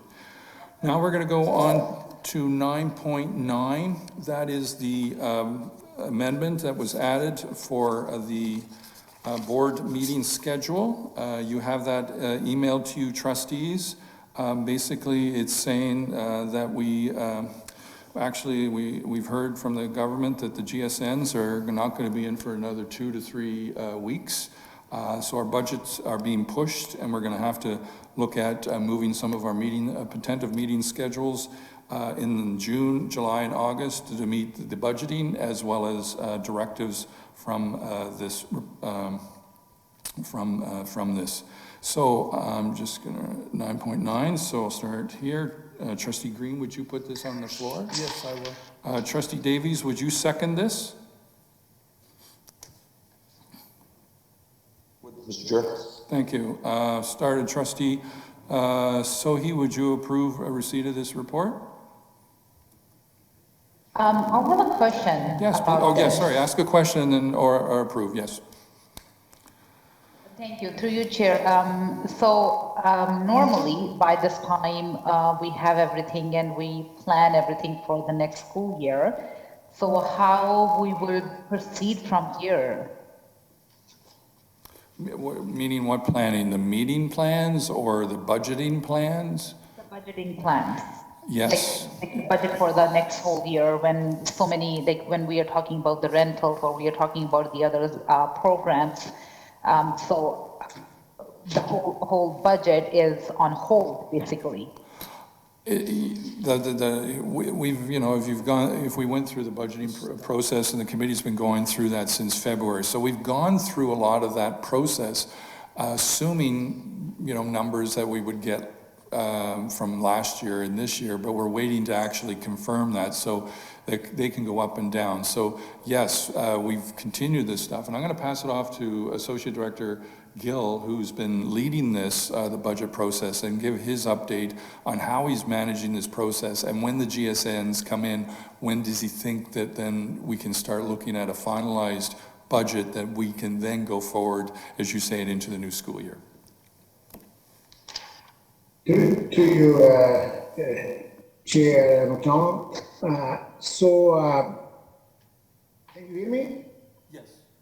Yes, we can hear you. So, we are waiting, as you mentioned, that we are waiting for the ministry's announcement on the grants for student needs. So we need that information because as part of the grants for student needs announcement, the ministry also announces if there are any changes that they will be implementing for the next year. So we need that information. And as part of the announcement, they will also be announcing the different grants and then the funding that will come with those grants for each school board. So once we will have that information, our staff needs some time to figure it out and calculate the amount of grants that we will get and the funding that we will get for next year. Once we have that information, we will come back to the Budget Development Committee and provide them with that information, that how much overall revenues that we will have next year. And in the meantime, we are still working through our expenditures based on the staffing that we have already allocated to the schools. So we continue to work on our expenditures. So we will bring forward that information of revenues and expenditures to the next Budget Development Committee and provide them with that information, so that way the trustees can go back and look into the business cases that we have talked about it, and that we have provided to the trustees. So then there will be a session to go through those business cases, so we can hear back from trustees to which business case that they will be supporting. So we'll go through that process, and the final step that will happen between another trustee info session that we will then, based on that information we will collect from the trustees regarding the business case, we will develop a draft budget. And then there will be an opportunity again to go line by line, provide the trustees with the proposed budget and get the final feedback. Only then we will come back to the board with a proposed balanced budget. So that's when most likely it will have to be either in July and August, again, depending upon when the ministry will announce the GSN and the information which will be contained in the GSNs. Thank you. Does that answer your question, Trustee Sohi? Yes, through you, Chair. Thank you, Associate Director Gill, for the clarification. That's why I asked that question, because we had a lot of new business cases that were directly related to the directives, and we need more money. And my concern was, like, what if we didn't get even the same as last year? So thank you. I approve the receipt of this report. This is actually approved report. We're approving the report. Okay, thank you. Trustee Andrews, approve the report? Yes, I do. Thank you. Trustee Marchand? Approve the report, Chair. Trustee K. McDonald? Trustee DeCroop? Approved. Thank you. Trustee Crocker? Approved, Chair, with thanks to Associate Director Gill and all the staff for their immense patience. Yeah, and months and a lot of work ahead once the numbers come in too. Trustee Cameron? Approved, Chair. Thank you. Trustee Lawton? Yep. Yes, thank you, Chair. I approve. Trustee Benjamin?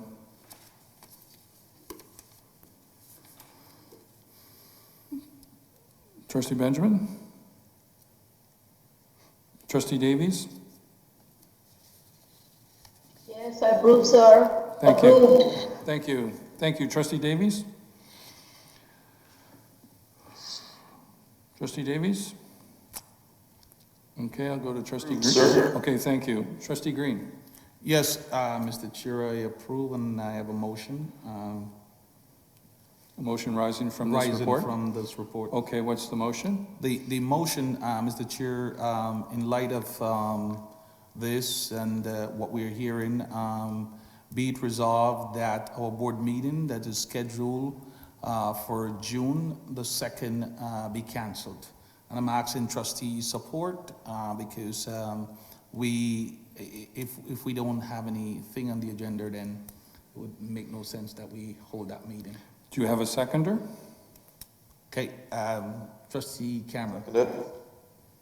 Trustee Cameron? I will second. Okay. Yes, I will second that. Okay, so we have a motion on the floor, trustees, to cancel our June 2nd meeting, which was originally scheduled back in a year ago to be one of our budget meetings to review the budget. And as we know, we don't have our GSNs, and therefore we won't be having that. And we have our next board meeting would be the 17th, 2 weeks later. So I'm going to go through the top of the list. Trustee Sohi, do you have any comments on this and on the motion?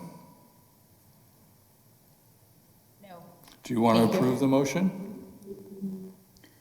Yes, I do. Thank you. Okay, thank you. Trustee Andrews? No questions, and I approve the motion. Trustee Marchand?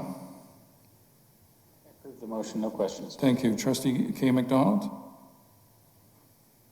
I just have a question with regards to the community members wanted to delegate or at that meeting. What would happen, or ask questions about the budget? Can we read that it's going to be postponed as opposed to cancelled, right? Like it's going to be. Yeah, so what's going to happen is we can't do anything at that meeting. We don't have the budget. So if the budget's available on the 17th, that will happen on the 17th. If not, we've put a June 29th meeting there. And if that becomes a budget meeting, we'd have to change that type of meeting from a supplementary to a involvement of delegation and questions because of budget.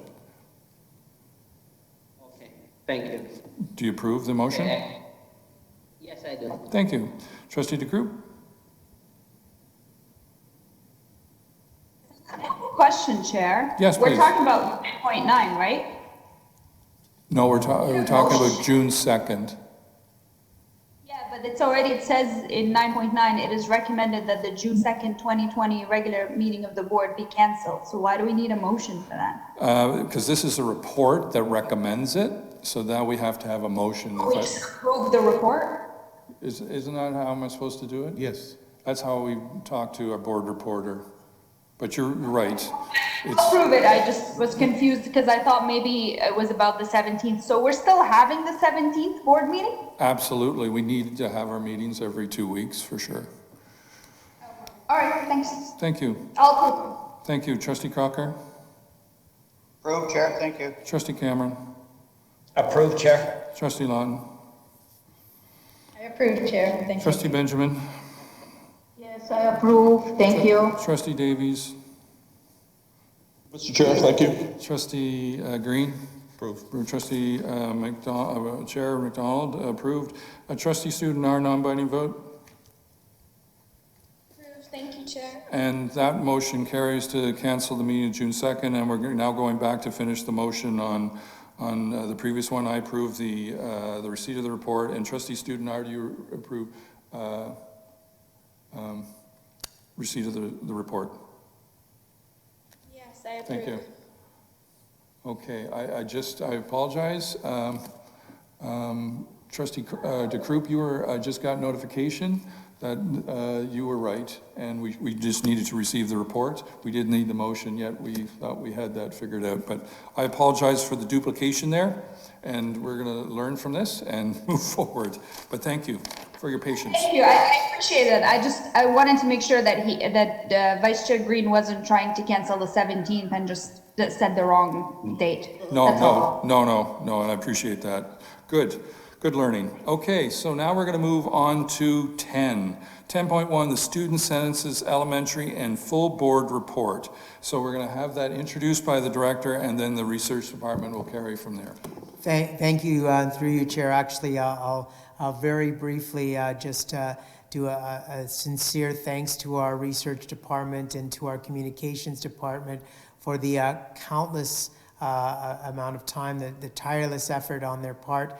As trustees are aware, we did bring a secondary report forward in December, and this has been an incredible amount of work to pull together the information on our elementary students and then an overall board report.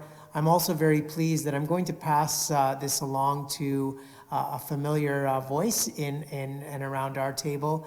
All of you may remember former Associate Director Wendy Dowling, who has joined us for a brief time to help to guide and support our Research and Communications Department around the student census as a project at this time. So I'm going to happily turn things over to Wendy to introduce our student census report and introduce a very important leader in our system. So turn that over to you, Wendy. Thank you. Good evening, trustees, administration, board staff. In your package, you have the Student Census Elementary K-8 report, the full K-12 census report, and a municipal comparative analysis of identity factors. In a moment, I will turn the presentation over to Sophia Malik. She is our new Chief Research Officer who leads an extraordinary team of analysts and research professionals. You will recall, as Director Joshua pointed out, that the secondary school census report came to the board on December the 10th, 2019. Since then, it has been shared with secondary school administrators and posted for public review on peelschools.org and the Student Census intranet page. The strength of the full K-12 board census report before you today is the system lens it affords to reviewing and resourcing large initiatives, projects, and programs. The elementary K-8 student census report includes a collection of student and parent responses more suited to that cohort. Each of the panel reports, elementary and secondary, will be invaluable to the school success planning process for the upcoming school year. The research department has prepared, and it is before you right now, a brief slide deck to complement the high-level oral summary that will be shared this evening. I just want to point out that it is my understanding that although you've had videos shared through this new format, this may be the first time we've tried to put a slide deck together. So our media staff will make this accessible to everyone, and it will be necessary for Sophia Mele to provide direction to media staff to navigate the slides. The implementation of a new Census e-dashboard and training for school administrators is referenced on the last slide. Facilitating the release of that e-dashboard for student census data and the pending professional learning for administrators is really the focus of my involvement in this project, and I thank you for that opportunity to support. At the end of Chief Research Officer Malik's presentation, if you have questions, we will endeavor to respond this evening or take them away for further review. That being said, I will now call upon Sophia Malik, our Chief Research Officer, to take you through a very high-level summary of the report.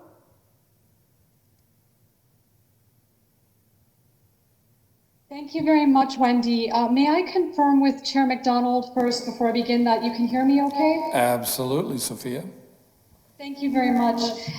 Good evening, trustees, administrators, and board staff. Before I move into the report, I'd like to acknowledge my incredible staff in the research department, Amy Wolanski, Kim Bennett, who have been directly responsible for putting the bulk of this report together, along with Laura Naismith and Maria Blisick. Thank you so much for the incredible hard work that you put in. Today, I'm really pleased to present to you the elementary and overall board results. We will go to the next slide. What's in the report? There is such rich data here that my presentation is really just a snapshot of some of the elements and certainly not inclusive of the richness of this report and how it is being used with various initiatives or planning to be used in the various initiatives in the year ahead. The report has 5 sections and a resource guide for identity questions. I will be walking us through a high-level overview of each of the sections, which include participation, questions about me, questions about my family, questions about my school, and questions about my well-being. A total of 127,377 student census questionnaires were completed, resulting in a response rate of 79.2% for all Peel Board schools, 75.1% for all elementary schools, and 90.5% for all secondary schools and specialized sites. Participation rates by grade ranged from 58.5% in year 2 kindergarten to 94.0% in grade 9. I want to acknowledge that our response rate is greater than any other school board participation rate. questions were developed by the Peel Board's Research and Accountability Department in consultation with the Student Census Steering Committee, which consisted of board and school staff and trustees. The Peel Board's advisory committees and other school boards we also connected with who conducted their own census and survey. The questions were also developed using the Anti-Racism Directorate data standards and input from the Ministry of Education. And it follows Ontario's Education Equity Action Plan, which is the province's strategy for identifying and eliminating discriminatory practices, barriers and biases from schools and classrooms. This is a critical step to supporting equity and addressing the factors affecting it.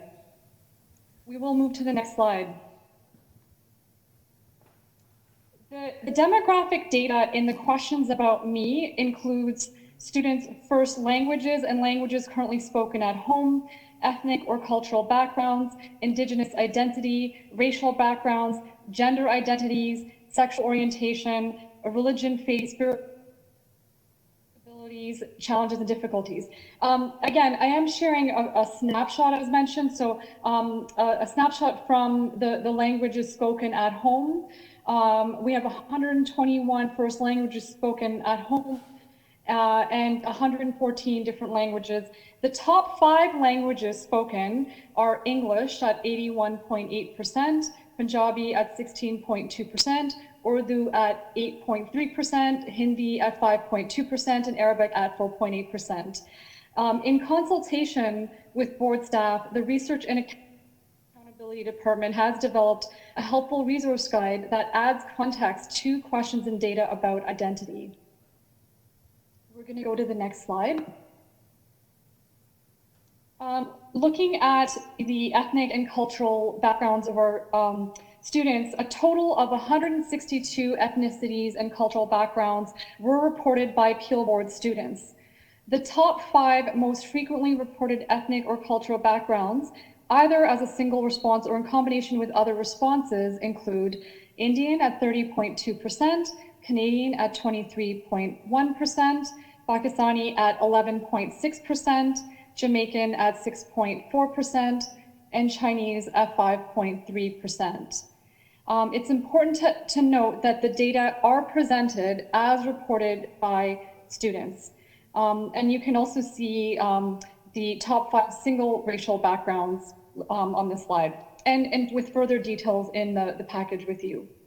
We will go to the next slide with an overview of religion, faith, spirituality, or creeds. The top 5 most common religions, faiths, spiritualities, or creeds reported by Peel Board students include Islam at 23.5%, Christianity 19.2%, Sikhism at 17.6%, Hinduism at 15.7%, no religion at 7.9%. 98.4% of Peel Board students self-identified as male or female, male at 50.7% or female at 47.7%. It is important to note another 0.7% self-identified as multiple gender identities, at 0.3%, another gender identity not listed at 0.2%, questioning at 0.1%, transgender at 0.1%, and intersex at 0.5%.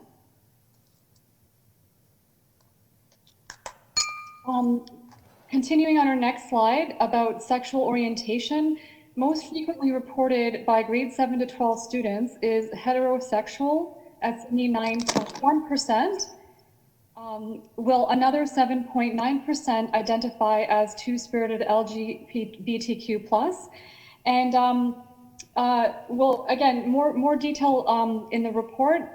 When we look at disabilities, challenges, and difficulties, 68.6% of students reported no disabilities. Our department is working with the special education department to dissect this data further. The variables of choice were vision, mental health, learning, memory, and speech. And you will see on pages 44 to 45 of the board report further information. We're going to go on to an overview of the perceptual data on the next slide. In terms of perceptual data, we're looking at climate, safety, mental health, and well-being, and there's some highlights here. 70% of students feel they belong, 68% feel happy, 65% feel welcome or comfortable at school, 82% feel accepted by adults, 75% feel accepted by students, 87.9% feel safe in the classroom, and 43.1% never worry about being bullied.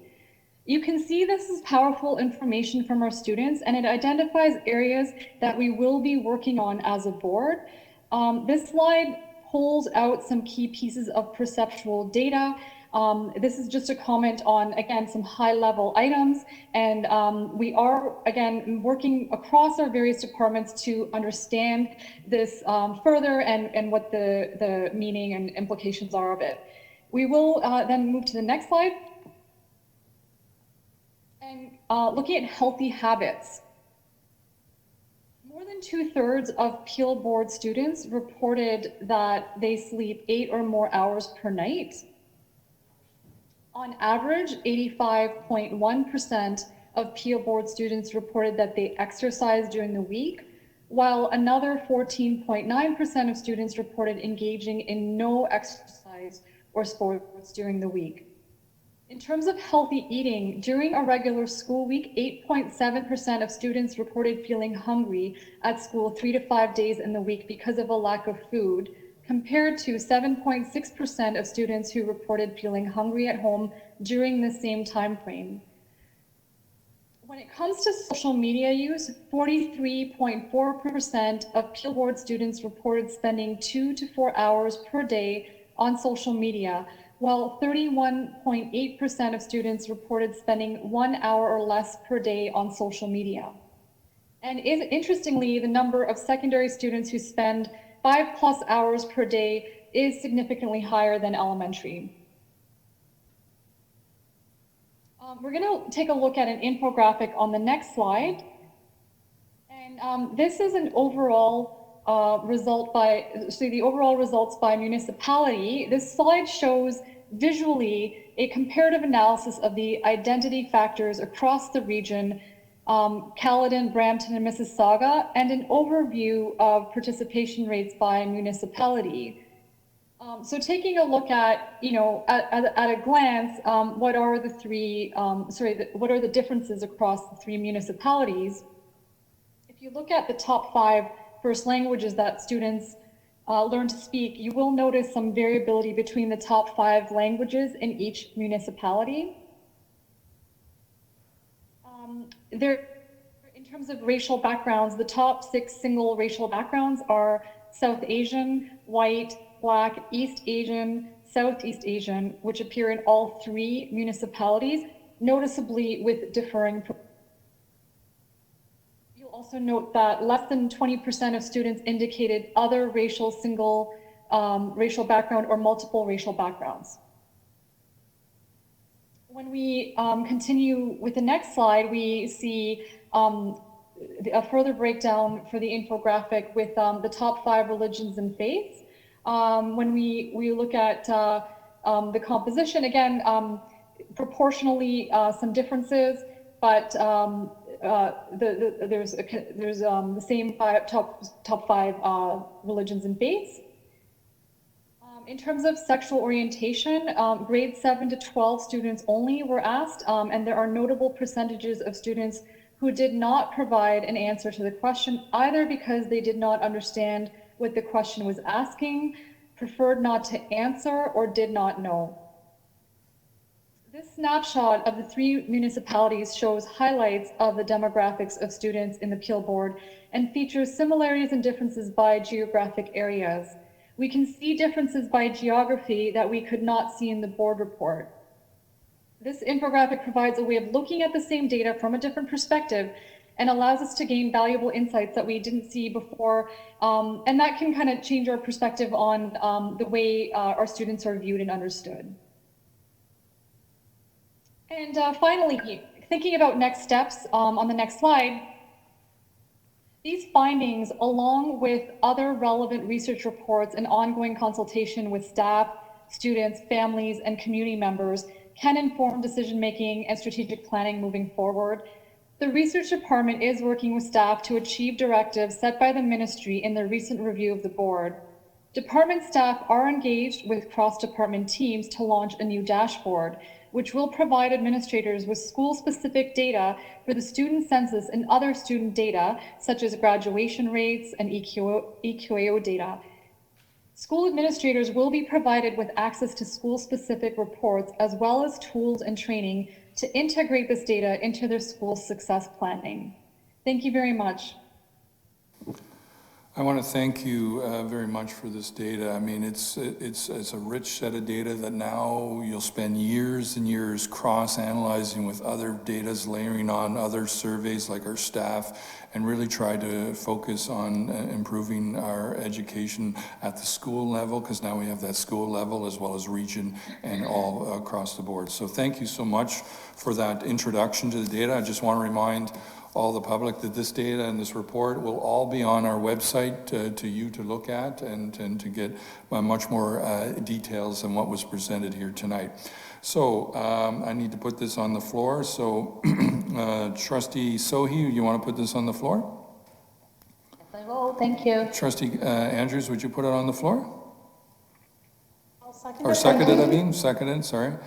Trustee Sohi, do you have any comments? Do you approve receipt of this report? Yes, I have comments through your chair. First, I would like to acknowledge the great work done by our Research and Accountability Department. Thank you. Thank you to talk with lie down. And I just want to say and ask a few questions about this. So once again, this obvious has been confirmed that with a huge margin, the region's population is predominantly South Asian.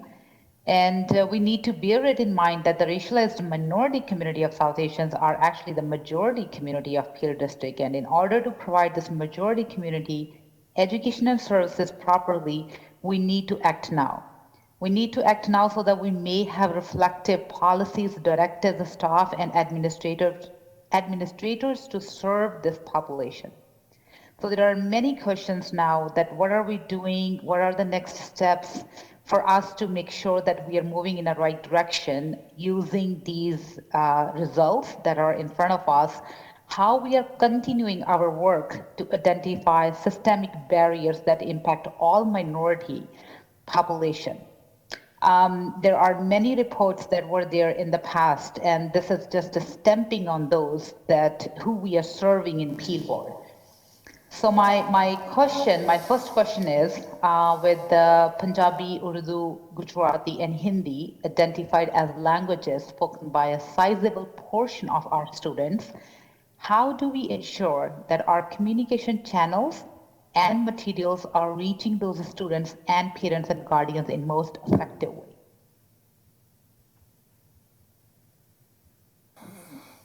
Director Joshua, do you want me to push that to you? And so through you, Chair, I believe that the question is in reference to communications, and if I may ask our Director of Communications, Carla Pereira, to just speak to, I think that was the intent behind the question. Our approach is to ensuring we have translation services, and we have acknowledged the makeup of the communities that we have. Director Pereira, do you have anything to say with regard to our approaches to communications for our diverse communities?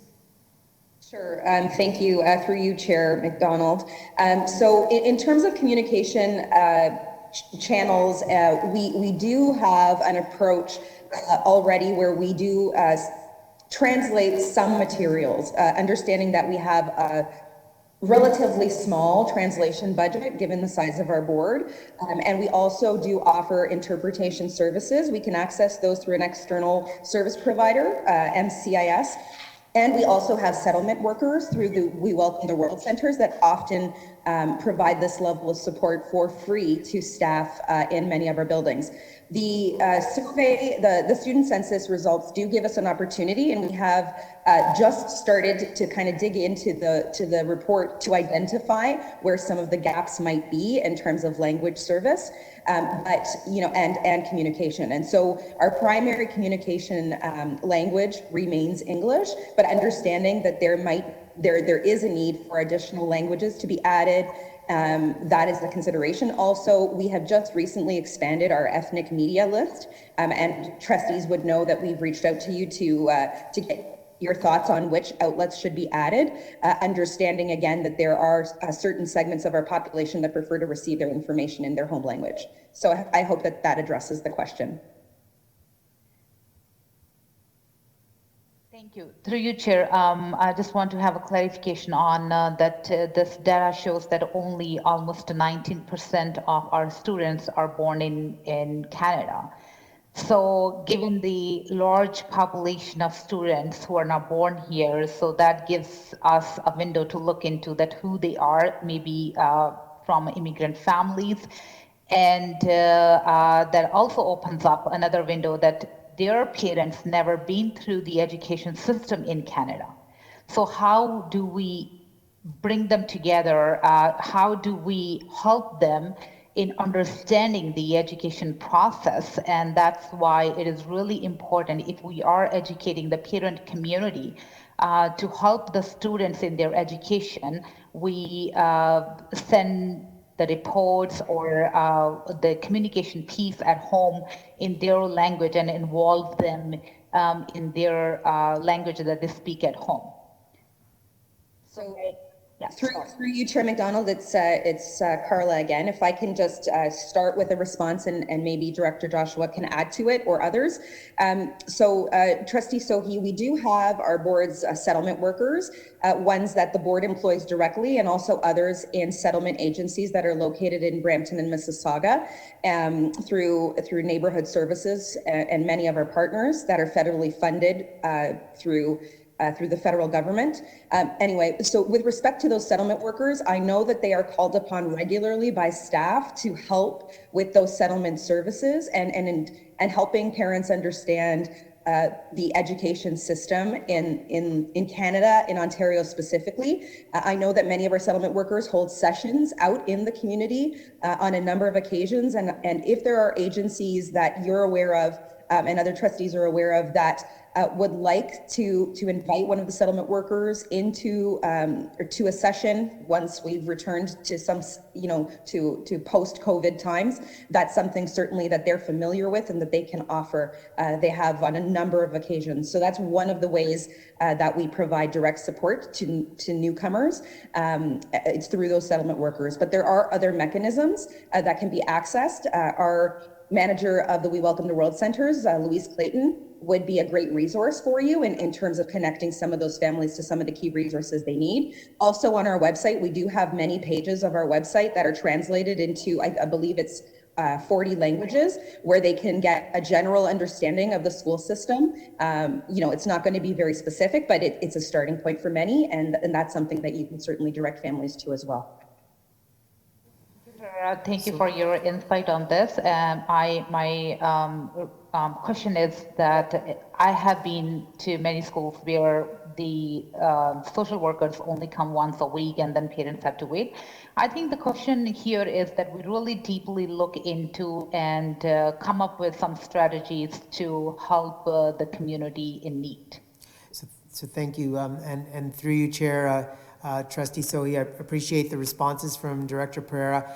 Your points are well taken, and much of the work that as we look at the ministry review and our focus on our parents as partners and in supporting them in understanding the education system as you've articulated, and understanding how to support their children with selecting courses, making decisions, etc. It's all important work ahead. So we do have some strategies, as Director Pereira has put across, that are currently in place, but there's certainly more work that we want to engage in so that we have that strong partnership with parents, and from the various places that they come, we really do need to meet them where and how they are served best. Thank you. Any other questions, Trustee Sohi? Yes, through you, Chair. My next question is, it says that 82% students feel accepted by adults in the building. So is there any way we can see that who these other 18% people are, or students are, and why they do not feel safe or feel accepted in the schools? And I'll just start with that and then pass it over to Director Joshua. This is where you start bringing that data in and overlaying other data from the individual students and identifying aspects of that to help pull out why that they may feel that and get data clusters of information. So this is just a start of a long journey of analysis of data. Other than just saying we have these percentages, now what do we do? You're talking about services, changing services, which change budgets. Do we change programming? Do we change and find out what are the root causes of people?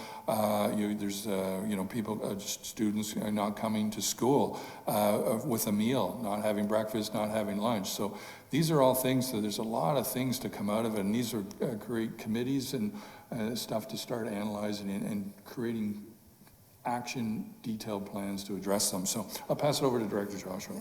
And through you, Chair, just good points to make. A real recognition that while this is overall board data for the elementary and secondary and then whole board, the really important work comes when the data is presented and analyzed at the school level through principals and their staff who know who their students are. And when they see this type of data, it's really about the actions that happen for individual students and families at the level of the school. So that's when you start to see change. The important element of this data is it does serve as the baseline, a reality, and then when we look at actions and steps, we have to look at the impact and the shift on the way students are presenting their answers to these questions. If we see that shift at the school level, we know that the actions they put in place are working. If nothing happens, then we know that other actions need to be put in place until it starts to impact the students and the way they feel about their experience in school. And that's part of the school climate that we surveyed every once in a while as well. So this is all going to come together and push towards, as you said, a baseline for which we can then measure growth and improvement on. And if I can just add, if I could ask Director Pereira had a comment as well to add to our response. Sorry, I just wanted to, through you, Chair, just make one point of clarification. So the multiple language documents or resources that were on our website have been taken down as we work to redesign and redevelop the content for the new website, which is going to be launched in the new year. So they're not there now, but those documents still exist. So if the trustees or others wished to have the copies of those, they could have them. Thank you. Thank you. Trustee Sophia, any other questions? Yes, I have one more. Around 8% of the students feel hungry and they are being fed through the breakfast program or the other snack programs during the day in the schools. So during these unprecedented times, how we are supporting those families and how we can involve maybe more community members or the other school community to help them. Good question, thank you. Thank you, and through you, Chair, we definitely recognize that when school is in session and students are coming to school, the nutrition programs that we have in place have been really important ways to help connect our students and keep them well fed. And in the absence of schools and that environment, we have been working closely with our local Y and other organizations, the local food banks, etc., who have reached out to us.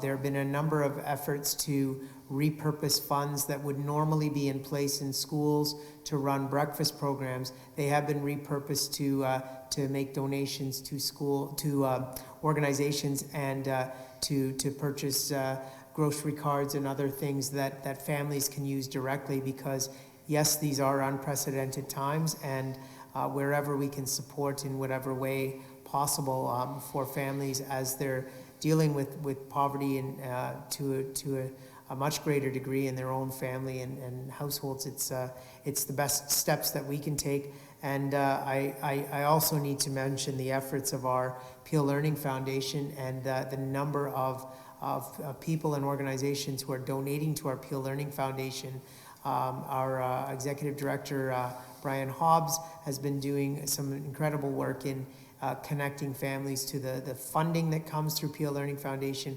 again, to purchase things like grocery cards and other food vouchers so that families and students won't have to face hunger at the alarming rates because of the pandemic. Thank you. And, the great thing is this is board-wide, but it's also going to be drilled down to each school, so each principal will know that measure in their school community and see, what they can do to address it. But thank you. So that was your last question. You said, Trustee Sohi, do you approve receipt of this report? Yes, I do. Thank you. Trustee Andrews? Yes, I approve receipt of the report and have no questions at this time. Thank you. Trustee Marchand? Yeah, no questions. Thank you, Chair. I accept receipt. Thank you. Trustee K. McDonald? Trustee K. McDonald? Chair, I have a few questions. Okay.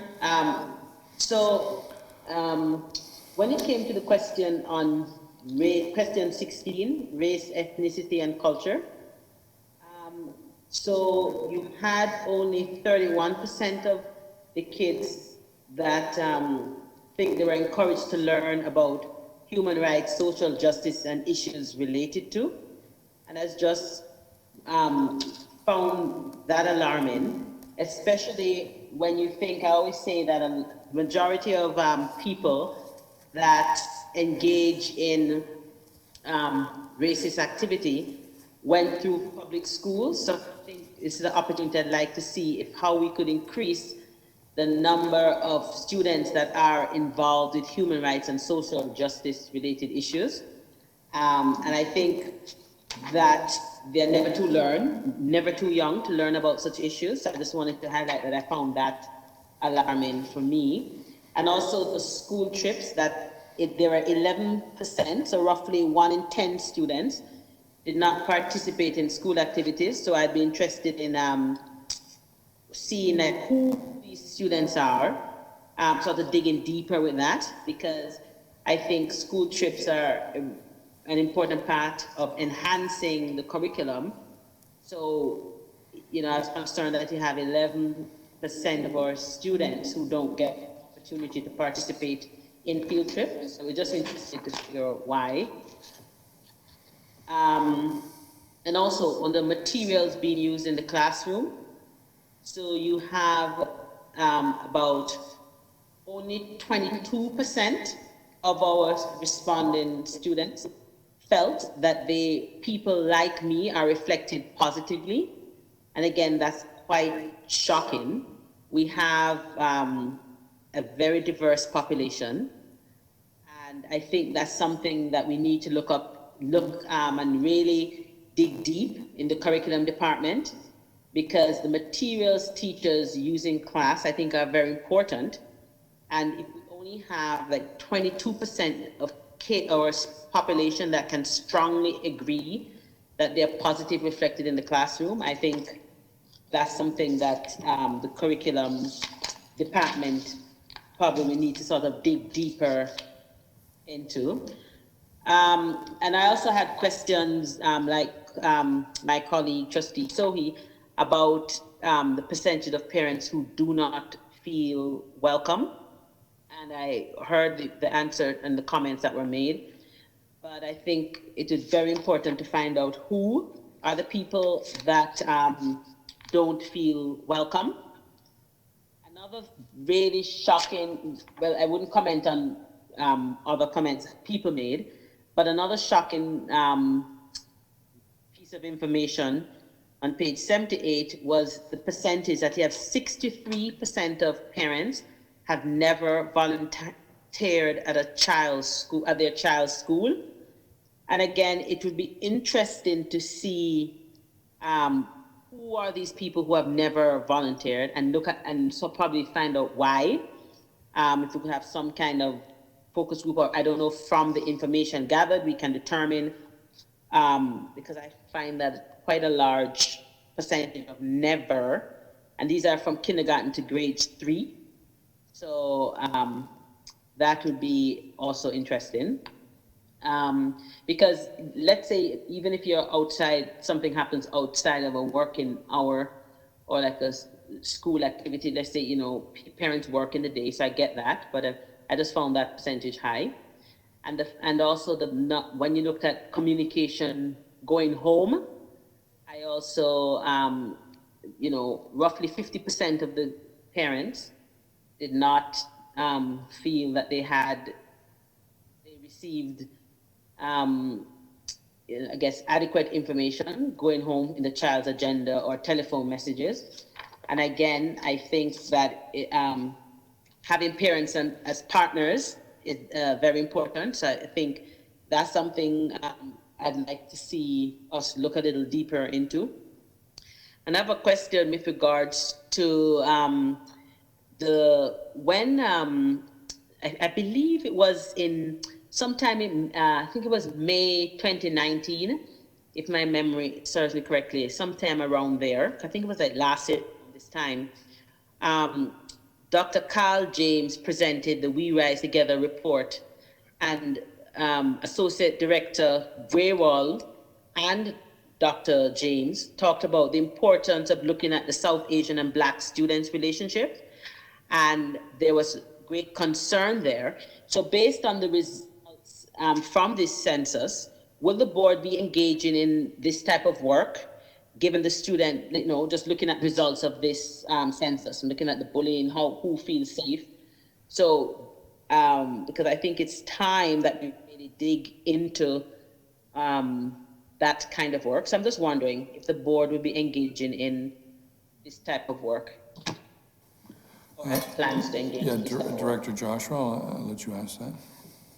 So, through you, Chair, I think there were a couple of comments / questions that Trustee McDonald asked. The last one was, are we going to... Right.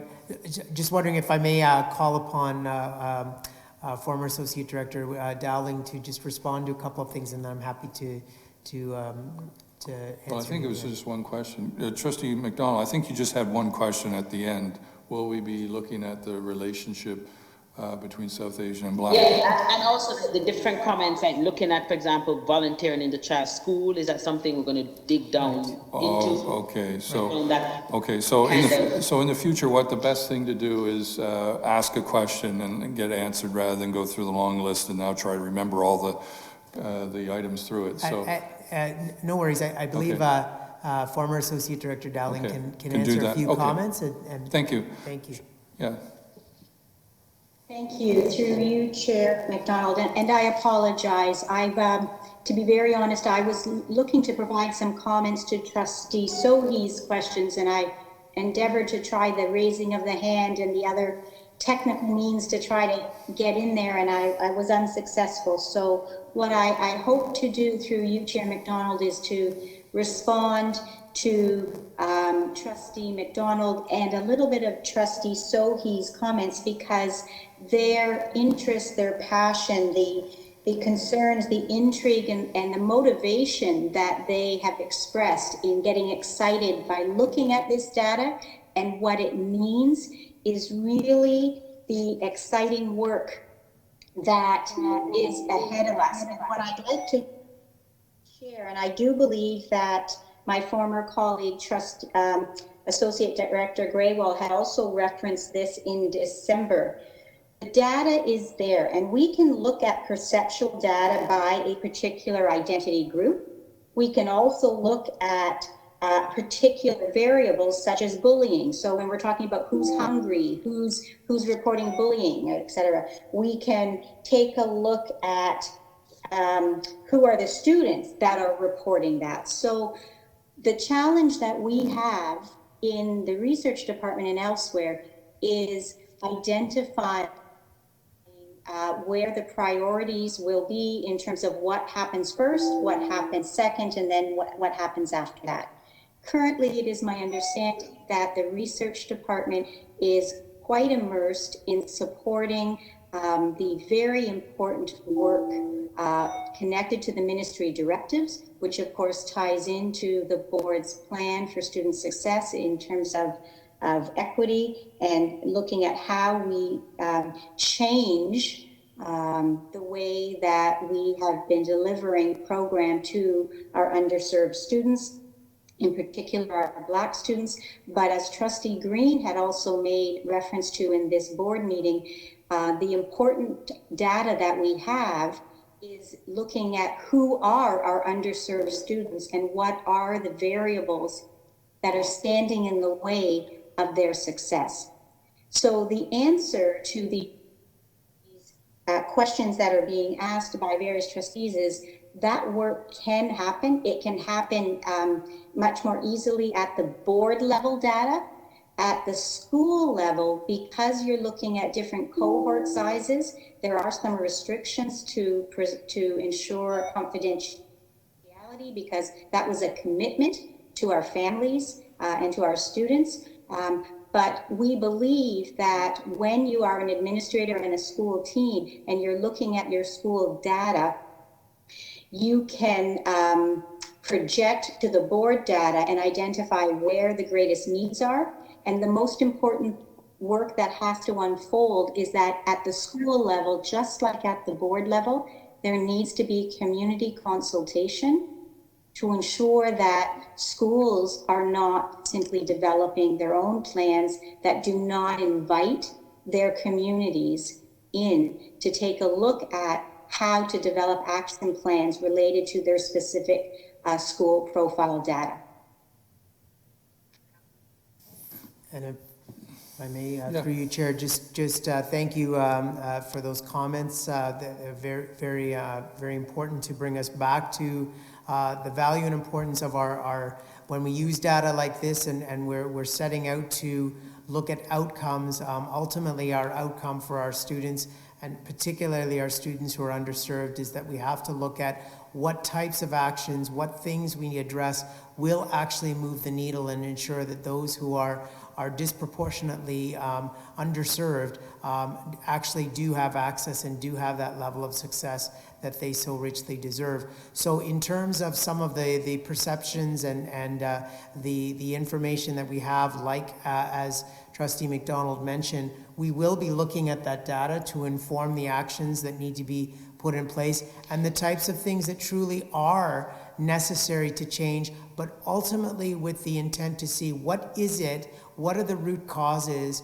that have stood in the way of our students who are underserved having the level of success that they should have.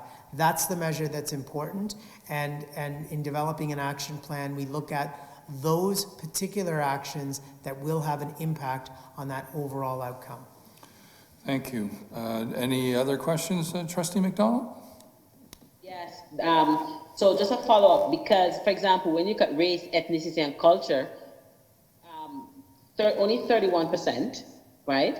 And we have a large, and this doesn't only mean that it's only the Black community that doesn't feel that they're reflected, because they're a small percentage when you look at, for example, the South Asian community. So we have large members of other communities that are also not learning about human rights issues or not seeing themselves reflected in the materials that are being used in the classroom. So I think that's something that probably can be looped in with the directives, because I think it relates to it.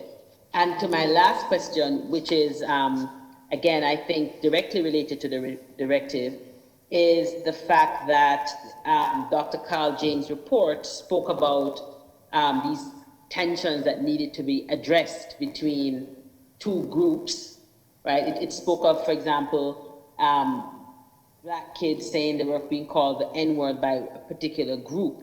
And I remember when Director Graywell was speaking about doing work to try and find out what's going on there. Something happens, I guess, in high school or like the end, like the grade 8 years. So I'm just wondering, like, if there is plans if you're going to be engaged in this type of work still. Director Joshua. Spoke about in 2019, it was mentioned that there was a need for this work, I think it tapped in with the directives. So through you, Chair, yes, the straightforward answer here is yes, that is the work that we must engage in at every level, including through our community. through our communities, and ultimately that community conversation impacting what happens in our schools and happens with our students. So, yes.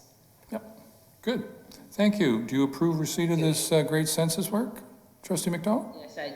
Thank you. Yes, I do. Trustee DeCroux, any questions, comments? Yes, I do have a few comments. First of all, I'd like to start off by saying hi, Associate Director Dowling. It's very nice to hear your voice. Welcome back. And I want to thank you for everybody who has been part of this, for the tremendous amount of work that has gone into it.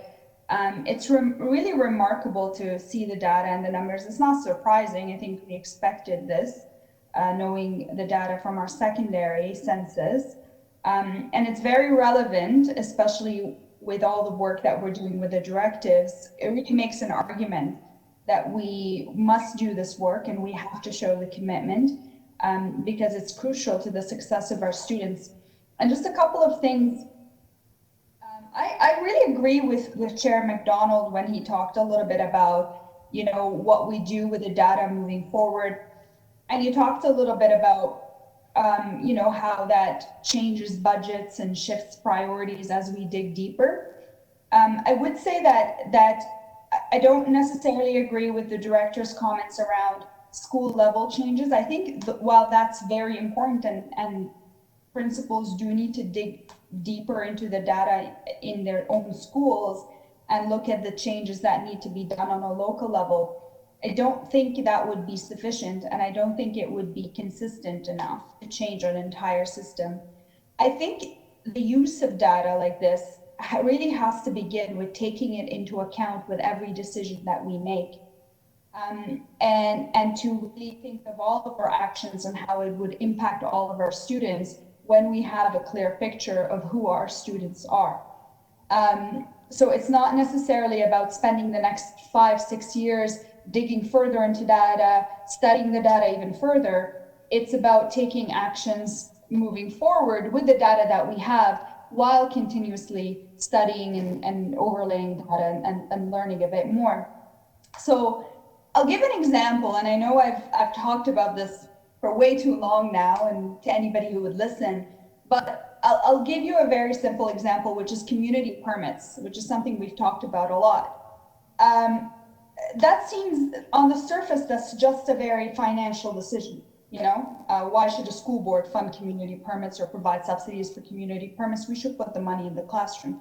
But when you have data like this that tells you who your students are and who the community that you're serving is, and you know that you're not providing specialized programming for culturally diverse communities, because that's not what we do. And that the conversation about community permits shifts. It no longer is about, you know, we just don't have the money to support community organizations. It's not our job. It becomes about, no, we're actually supporting our students in a different mechanism for services and programs that we just don't provide.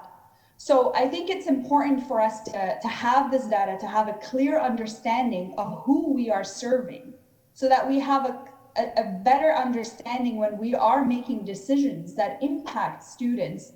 And we're just thinking of them as, you know, financial decisions on the surface, or labor-friendly decisions on the surface, or you know, things that we're not really looking further into. So I think it's very helpful to have this data. We absolutely have to keep digging further and looking further into it. But I think from this day forward, what I would like to see the board doing, and specifically the administration, is taking into account the data that we have with secondary and with elementary now, when we are making any decision that impacts the entire system. Thanks again for this information, and yeah, that's all I have to say. Thank you. Do you approve receipt of this report? Absolutely. Thank you. Trustee Crocker? Approved, Chair.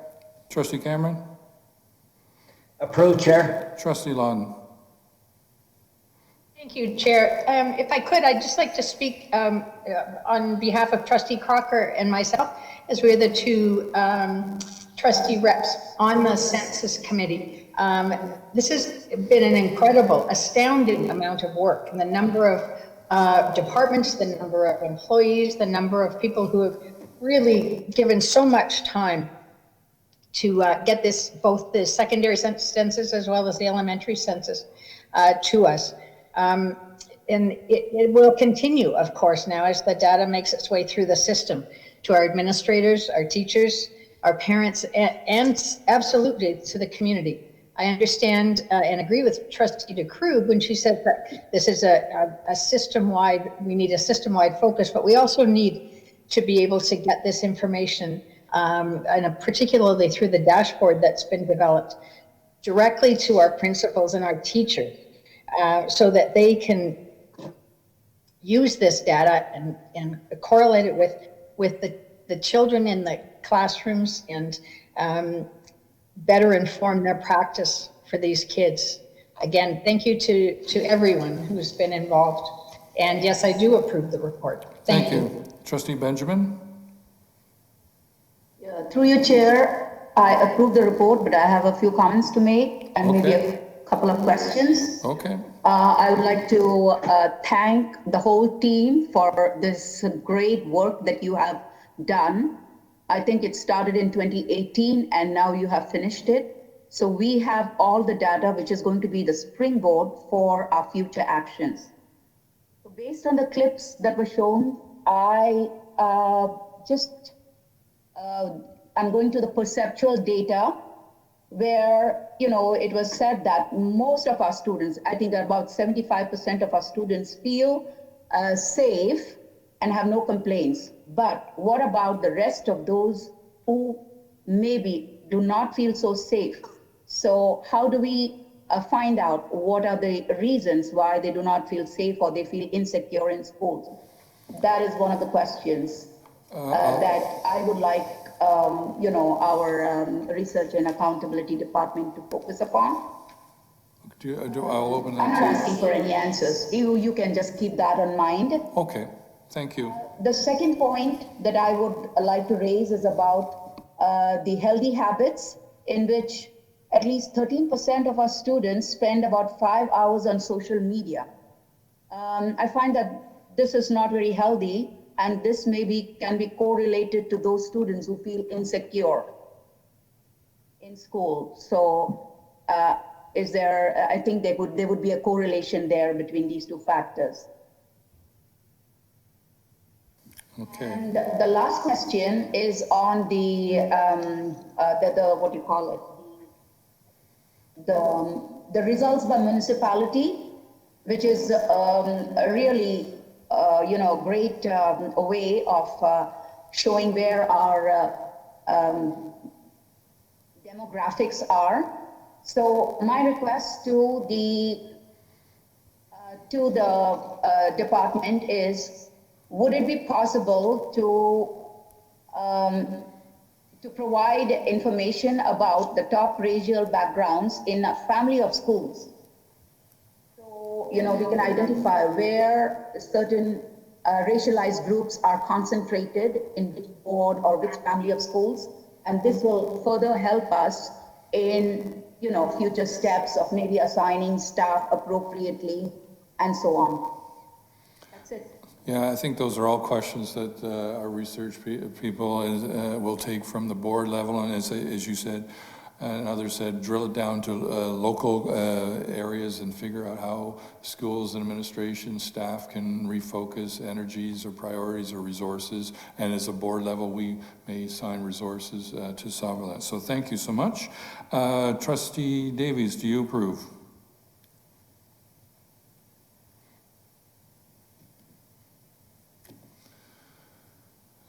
Trustee Davies? Okay, I'll move on to Trustee Green. Do you approve? Do you have a comment? Yes. Thank you, Chair. Chair, again, I'm not going to reiterate what everyone said because this is a lot of work and it's a long time coming.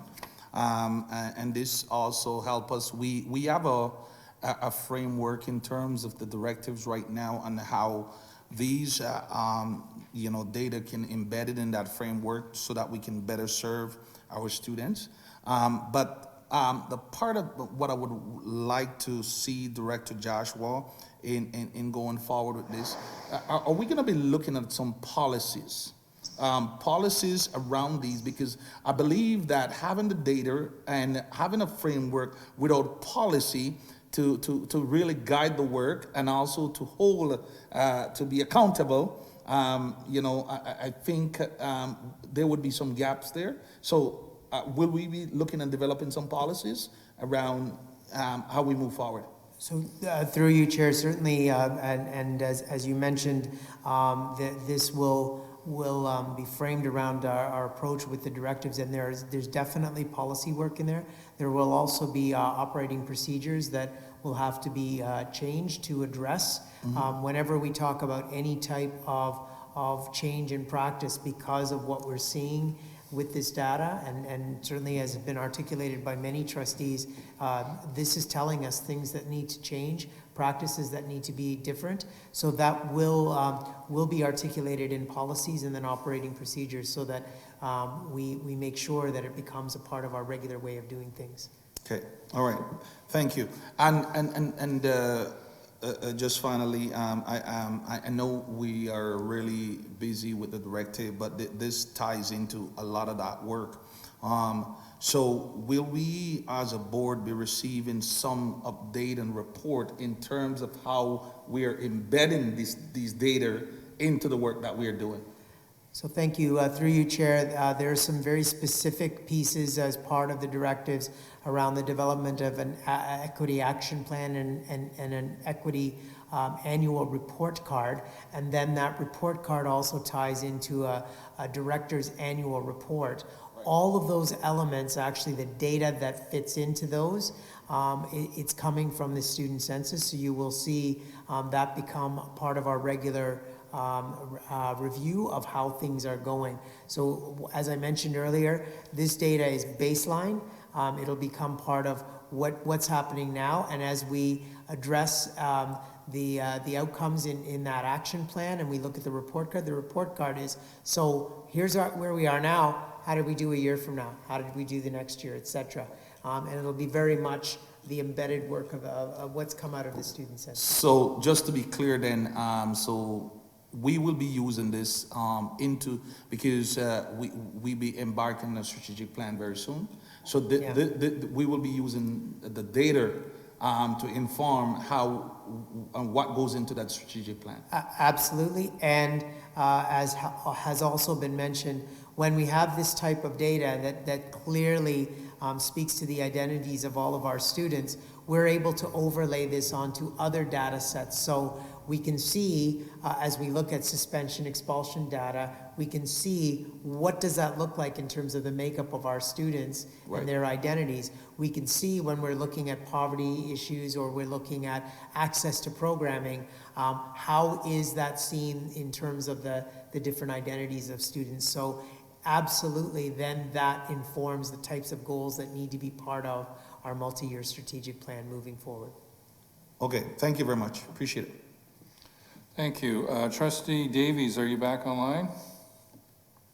I am, sir. I just, again, really enlightened by the reports. I'm just hoping that we can establish a threshold for, the point that disturbed me was the number of children that go to school hungry, and I'm just wondering if we can use some of that data to make sure we have the appropriate breakfast programs in those schools and establish a threshold of whatever it is percent that come to school hungry, that they have to have a breakfast program. Anyway, and I approve the report. Thank you. Thank you. Thank you for that through you, Chair.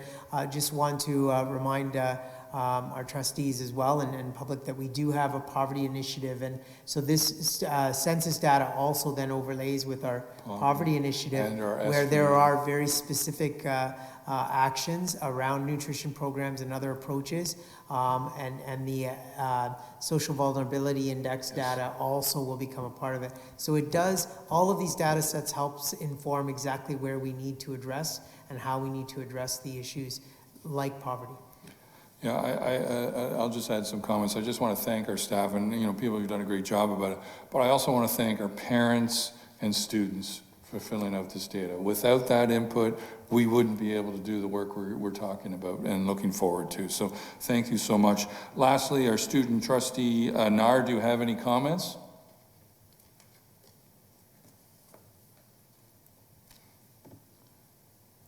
Trustee Nar, I don't see her on my, she must have disappeared. Okay, thank you. So that's been received. So now we're going to move on to item 11. Item 11. So we're going to receive all those items together as one unit as part of our consent agenda. But just wanted to let everyone reminded that we have an addendum to 11.7A on the retirements. So, starting at the top, well, we'll start, where was I last? Do I have, Trustee Green, do you put this on the floor? Yes. Trustee Davies, do you second that? Mr. Chair? Okay, Trustee Sohi, do you approve receipt? And if you have any comments on any of the items? Through you, Chair, yes, I do have a comment on 11.10. Okay. The question regarding reflection of communities in hiring process and assignments. Yep.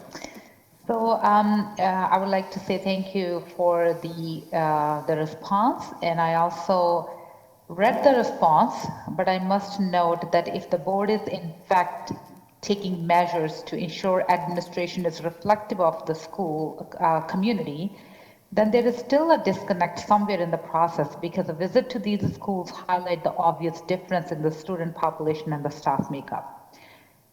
Furthermore, I am still coming across media coverage reporting on what we know has been the case from years now.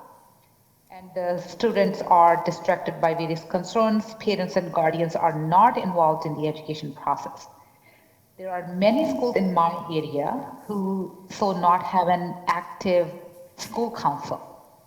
So in this answer, it says that the school councils were engaged again and again about the who they are hiring or how the administrators are doing. And in fact, there are so many schools where there is no school council, and I'm not sure how we are contacting the school council and how we are engaging with the school community and how these consultations are being done.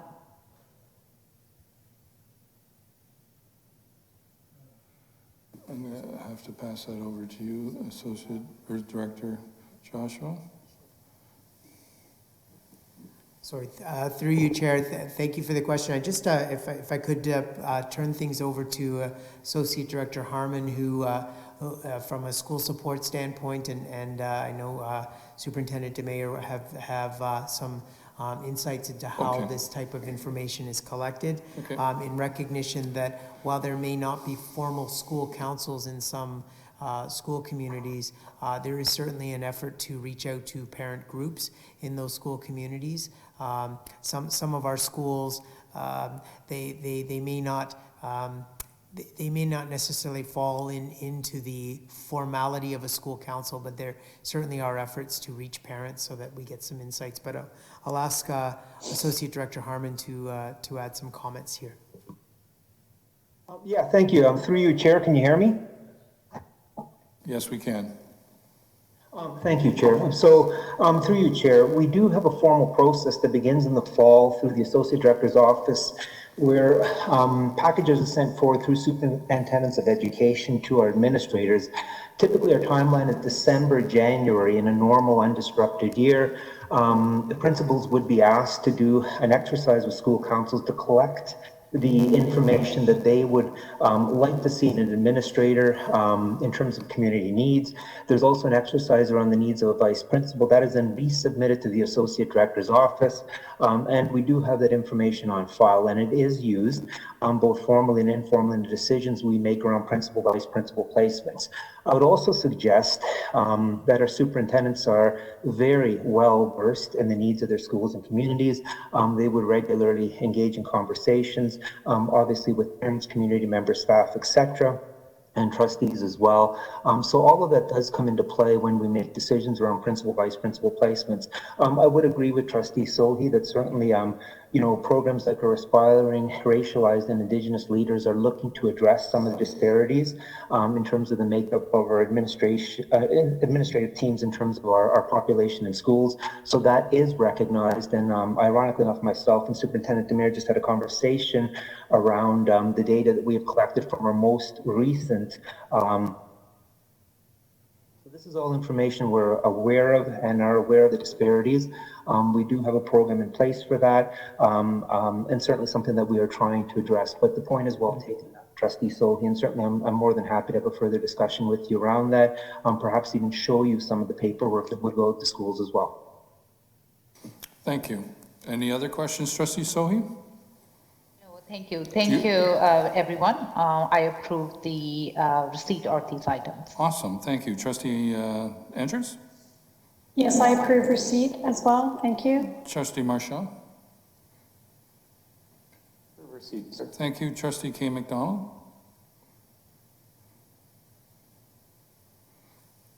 Yes, I just had, I approve receipt, but I had a quick comment on 11.10. Yep. Not 11.10, 11.11, sorry. Okay. With regards to the letter from the, on behalf, to the board, on behalf of the Minister of Education, because in the letter, it talks about community consultation. And I just want to emphasize how important it is to ensure that we do engage the community. And even in these challenging times, we can organize remote engagement, virtual engagement.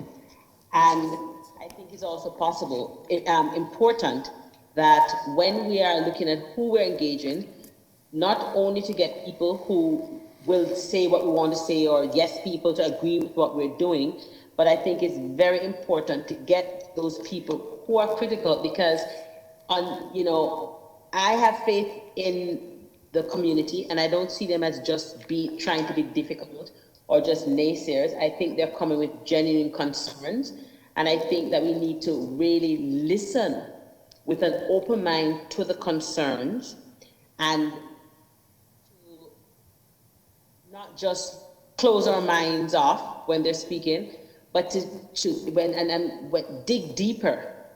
And when we really listen, not hear, but listen to what they're saying and try and understand where the community is coming from, I think we'd realize that they're a valuable asset and a resource for us if we're truly committed to making a change and improving educational outcomes for all students.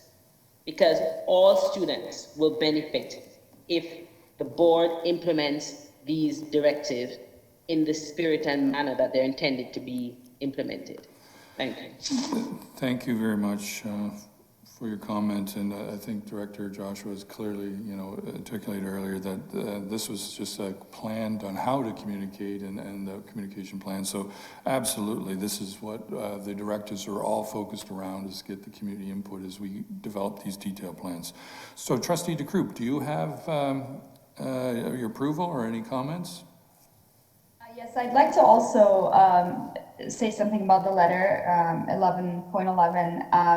I agree with Trustee Kathy McDonald. I think the involvement of the community, and with the letter, the involvement of the community is crucial to this work. I think it's clear from the letter is that the ministry is not looking for boxes to just be checked. I think they're looking for meaningful work and meaningful change that will have a long-lasting impact on the future of students in this region and also on the community. And I think that has to be the #1 priority. And I think community involvement, that can't happen without community involvement. That can't happen without community input. And absolutely, this is not, we're not talking about, seeing, if we're seeing the community as a group of people that are just trying to cause us trouble and give us a hard time while we get through these boxes that we must check, then we're not going to do too well and we're probably not going to be successful. But if we look at the community and many of the community members who have advocated for change in the system, because let's be honest, really, there were problems in the system. The report says that there were problems in the system. So I know that there were a lot of, perhaps, a lot of backs were up during the review or prior to that.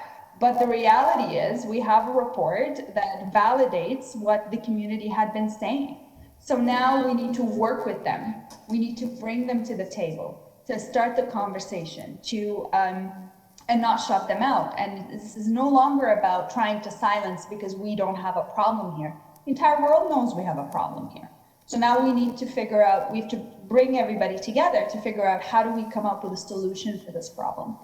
And work through the directives with community input to help us achieve them better. I appreciate the letter from the ministry because it really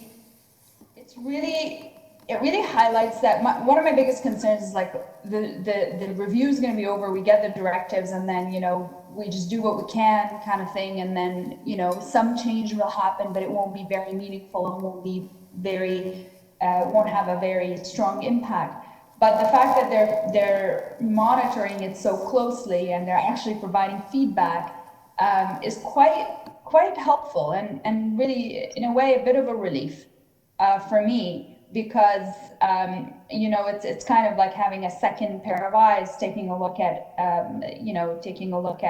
what we're doing to ensure that it's quality work.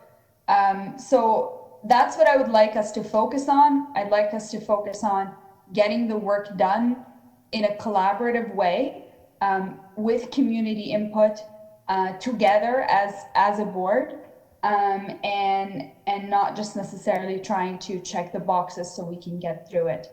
I'm thankful for the letter, and hopefully things get better and our submissions improve.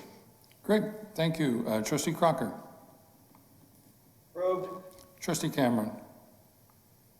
Yes, I approve, but I would love to add on the community engagement question.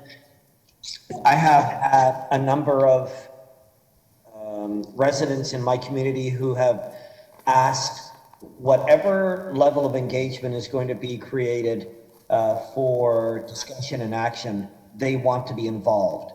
And I'm really excited about that. I have asked them just to bear with me as I, get more information about how we can move forward together as a community here, and how we can impact change, positive change, for not just schools and families north of Mayfield Road, but also throughout the whole board. And so I have a list of people who are waiting to help move forward from this community. I approve. Thank you, Chair. Thank you. Trustee Lawton? Thank you, Chair. I approve. Trustee Benjamin? No comment. Trustee Benjamin? I approve, Chair, and I just want to make one comment. Yes, please. On the school councils. Many of the principals, would say that because parents are working, they cannot attend school council meetings, but COVID has shown us that maybe we can do it, online, so they could set up meetings that way. And it has happened in the recent past, where one of the schools, I think a couple of the schools that is there in my ward, they had their school council meetings online. So maybe that would help parents to be more involved and engaged in their kids' schools. Thank you. That's a good comment.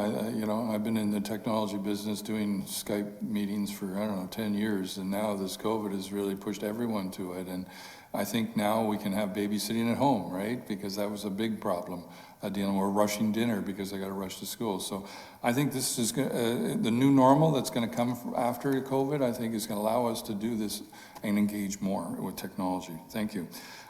Trustee Davies.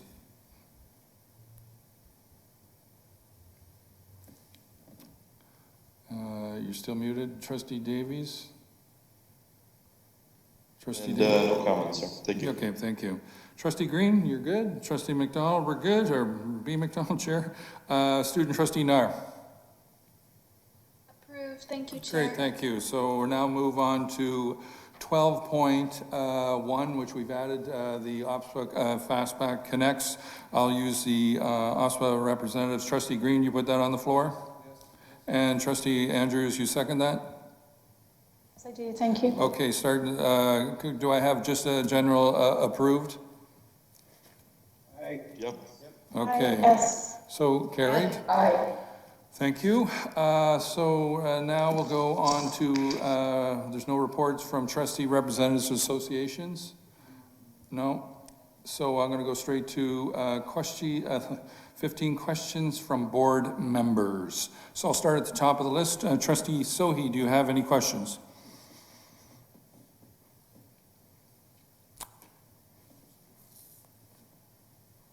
Trustee Sohi? No. Okay, no, I don't have any questions. Thank you. Okay, Trustee Andrews? No questions. Thank you. Trustee Marchand? Questions. Thank you, Chair. Trustee K. McDonald? Yes, through you, Chair, I have a couple questions. Okay. One, I forgot through my notes when we're talking about the mandatory annual learning plan. Okay. From the list of people there, I'm just also wondering if you can ensure that, like I'm aware that Turner Consulting, for example, does anti-Black racism, can do training in that, but to make sure that whichever individuals we hire to do that category is indeed has the credentials to deliver anti-Black racism training. Absolutely. Also, yeah, thank you. Also, last week I asked about the 5 business days when that was added. Did you get a chance to find out when that was added to the delegation form? I sent you an email, I believe the next day after the board meeting, that the bylaw was changed in 2018 or something. Was it November 2018 or 2019? And all trustees were copied on it, on that response. Okay. Okay. If So I guess I missed. If you want, I can go look for it. Forward, yeah, I'd appreciate it. No, or actually, if you sent it, I can look and see if it's in there, in my inbox. Yep. But if going forward, if we could have, like when a change that occurs, if we could be informed that the change have actually occurred. So when we're telling So Trustee McDonald, that change is through the bylaws that came to the board table and we voted on it. So that we all were a witness to it. Oh, okay. Okay, thank you for that. Yeah, you're welcome. Also, I asked a question about the private session, and I was looking in, I actually had, whilst I was having my interview with our parliamentarian, so in our regulations D11, it says that decisions made in private session shall not come into effect until it's approved at a regular meeting of the board. So whenever we have private sessions, they're actually supposed to be approved. It shouldn't be just happen and there's no. So I understand that there's a little confusion there. There's any actions taken in the private session. So let's say we put a motion to paint all the schools green. That can't happen in private session. You got to bring that out into a public or in committee and then in public. So that's the only thing that can get minuted, and according to our bylaws, and I assume they're going to be changed by a parliamentarian recommendation, but I'm supposed to keep minutes of that meeting and record that motion that would have been paint the school green, for example, and then that comes and gets documented in committee or public, depending on if it's confidential, private information, or if it can come to public. Right, but you remember you told me that the decision to respond to the ABR letter working group was made in private session, so a decision was made. That wasn't a decision. But that wasn't a decision as a motion kind of stuff. It was just a consensus consulting conversation, so it wouldn't be considered that way. But it's still a decision. So it should have come into the regular meeting so that all trustees are aware when decisions are being made. But anyway, hopefully we can tidy up that language in there, because I think that if a decision is made in a private session, all trustees should be aware about it, in essence. Thank you for And then I was just wondering, through the chair, if I could ask the director if he has determined, I think that was asked before anyway, about the pilot. Did somebody ask about? Yes, yeah, we did. I think that was asked and answered. That's part of the consulting process to determine the schools which will be used as a pilot. That was asked. Yeah, so actually that's all my questions. Thank you very much. Thank you. Trustee DeCroop? Nothing from me, Chair. Thanks. Okay, Trustee Crocker? Thank you, Chair. Trustee Cameron?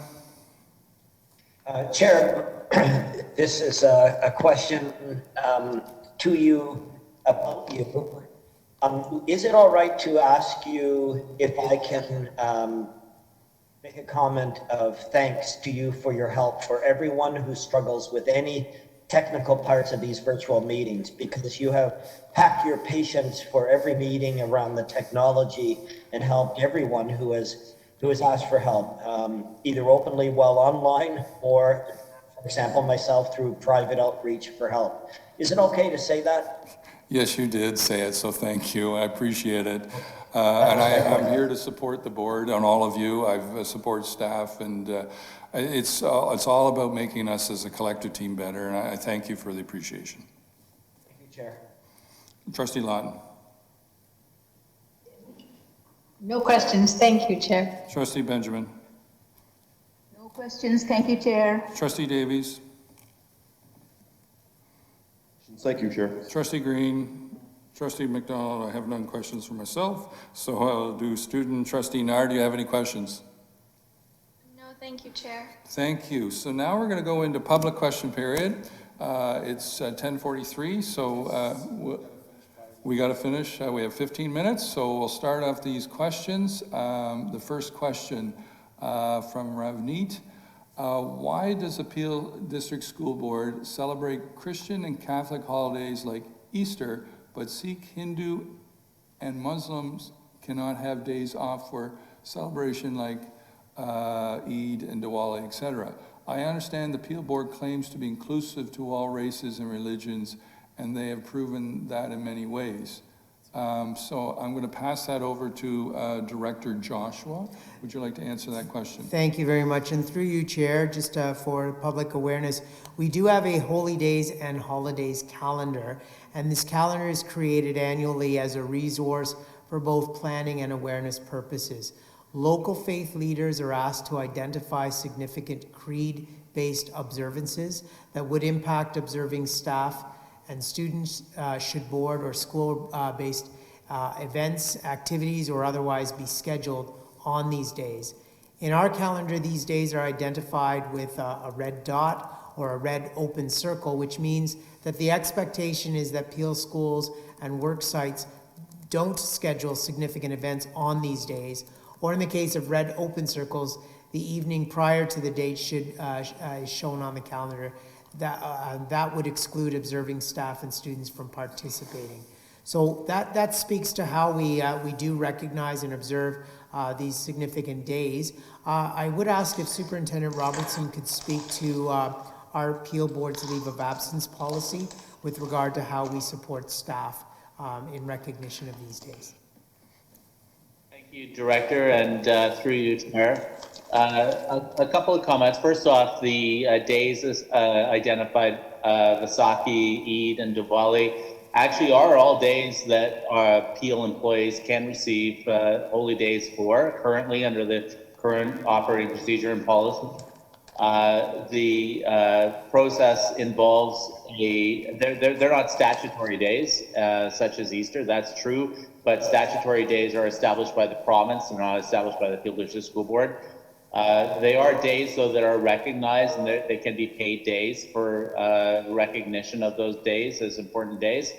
I would also indicate that the board is going through a process of reviewing the leaves operating procedure and recognizing and updating our processes so that they are consistent with our practices, which are also consistent with the requirements of the Ontario Human Rights Code, which would allow employees to have days associated with creed, which are days that are considered to be days in terms of faith, and also days in terms of conscience. So I would say that in terms of acknowledging this, there are provisions in place currently within the board to acknowledge these days for the acknowledgement of faith and recognition, and there also are some provisions in place going forward in the future to update our procedures.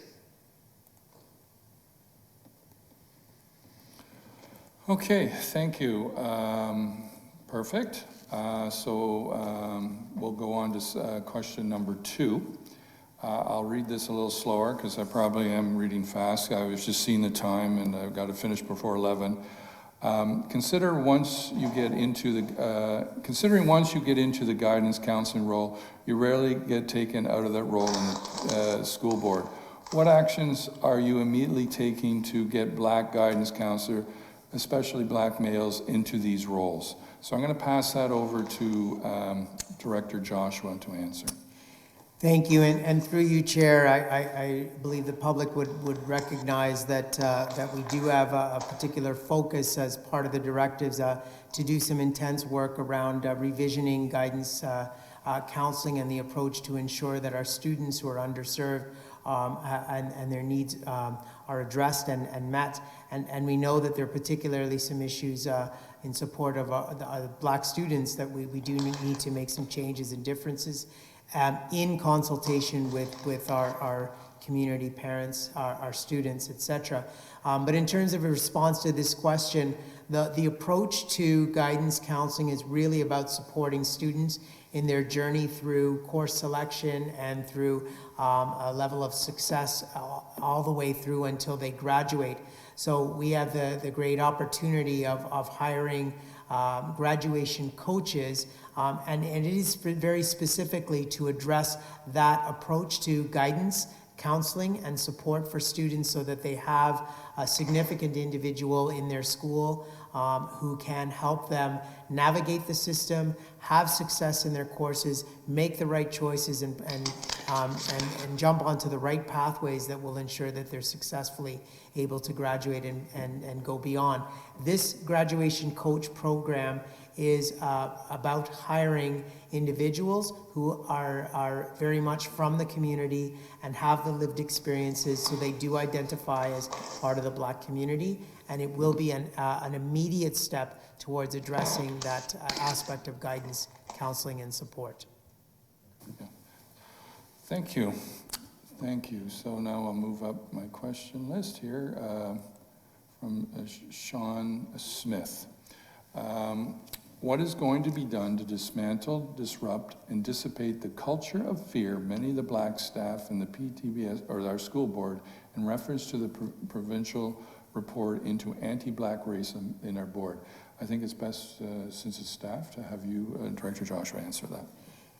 Thank you, and through you, Chair, we know, and I know I've mentioned this in a few of the other responses, that in order to dismantle what's in our system and recognition that we do have systemic discrimination and we do have anti-Black racism, that this is about every member of our staff at every level being invested in professional learning, being invested in understanding what anti-Black racism is all about, understanding anti-bias, understanding terms like anti-oppression, and recognizing that change must happen.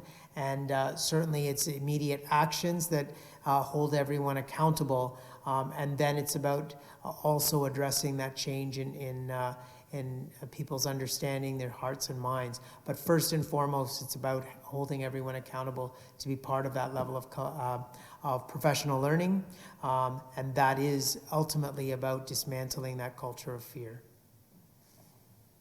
Thank you, appreciate that. So we have our next question from Jeff. The Peel School Board is quick to respond to minister tweets on the main page of the board website, social media. Why did the Peel District School Board not put up Patrick Case's letter on the website, main page, and social media for all parents and community to see? That letter indicates the board failed 3 directives. So thank you for that question, Jeff. So our governance protocol for board meetings is when we have a letter sent to the chair, I have to bring it to the board meeting, which we brought today, was received as item 11.11. Which will then be put on our board website from the agenda perspective, but also be referenced in our board meeting minutes that are going to be, we'll call briefing minutes, that gets distributed out to our subscribers in our system, as well as it's going to be placed in our directive section of our website so everyone will have access to it. So it's just a formality of a process that we have to bring those things to the board meeting to the, as it's received by me, that I give out to trustees and the general public. But thanks for that question and ability to clarify. So we'll go to question 5. David Redding, Director Joshua mentioned the word community about 50 times today. Has Mr. Joshua, Director Joshua, responded to the community letter from 18 community organizations that was sent in March, and he responded to the community petition with over 4,100 signatures. So I don't think you were given that, given a letter with 4,100 signatures. I don't think I've been given a letter with 4,100 signatures. So I can't answer it, but you have my email, so please forward that letter to me, and then I can have a look at it, and we can then look at responding to it. So I'm not familiar with that letter with 4,100 signatures. Thank you. And I think the 6th and last question, Gurdeep Singh. Last meeting, Chair, tell everyone that no senior trustee refuse anti-black racism training, but ministry reviews say that senior trustee refused anti-black racism training. Who is telling the truth? Did senior trustees refuse anti-black racism? Who is the senior trustee who refused training? No trustee refused any anti-black training. We're committed to anti-black racism training. And our annual learning plan that we approved 2 weeks ago as one of our directives 6, we will, and we discussed it a bit tonight, we will be getting that started shortly, and it has to be completed by September 28th, I think, if the date's correct. So no trustee refused any such training. But thank you for that clarification. If you want to reach out to me separately after this, please do so, and we can further discuss the difference in your views and what that trustees have done.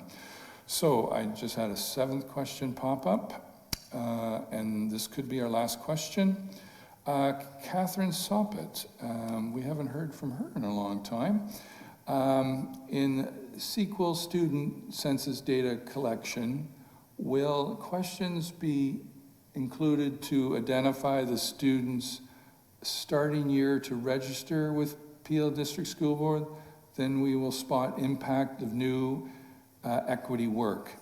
And this impact could measure in improvement in health habits and et cetera. So I assume talking about following a student through the year. So I'm going to let you answer that, Director Joshua. Yeah, through you, Chair, that of course is when we talk about overlay of this data, we'll be able to follow students through their journey throughout their time in the Peel District School Board. Of course, we're always mindful that we don't present data in any way that's going to identify a particular student, but that data does live at the level of the school administrator and staff. But we would present things generally. But in answer to that question, yes, we'll be able to follow a student's journey throughout.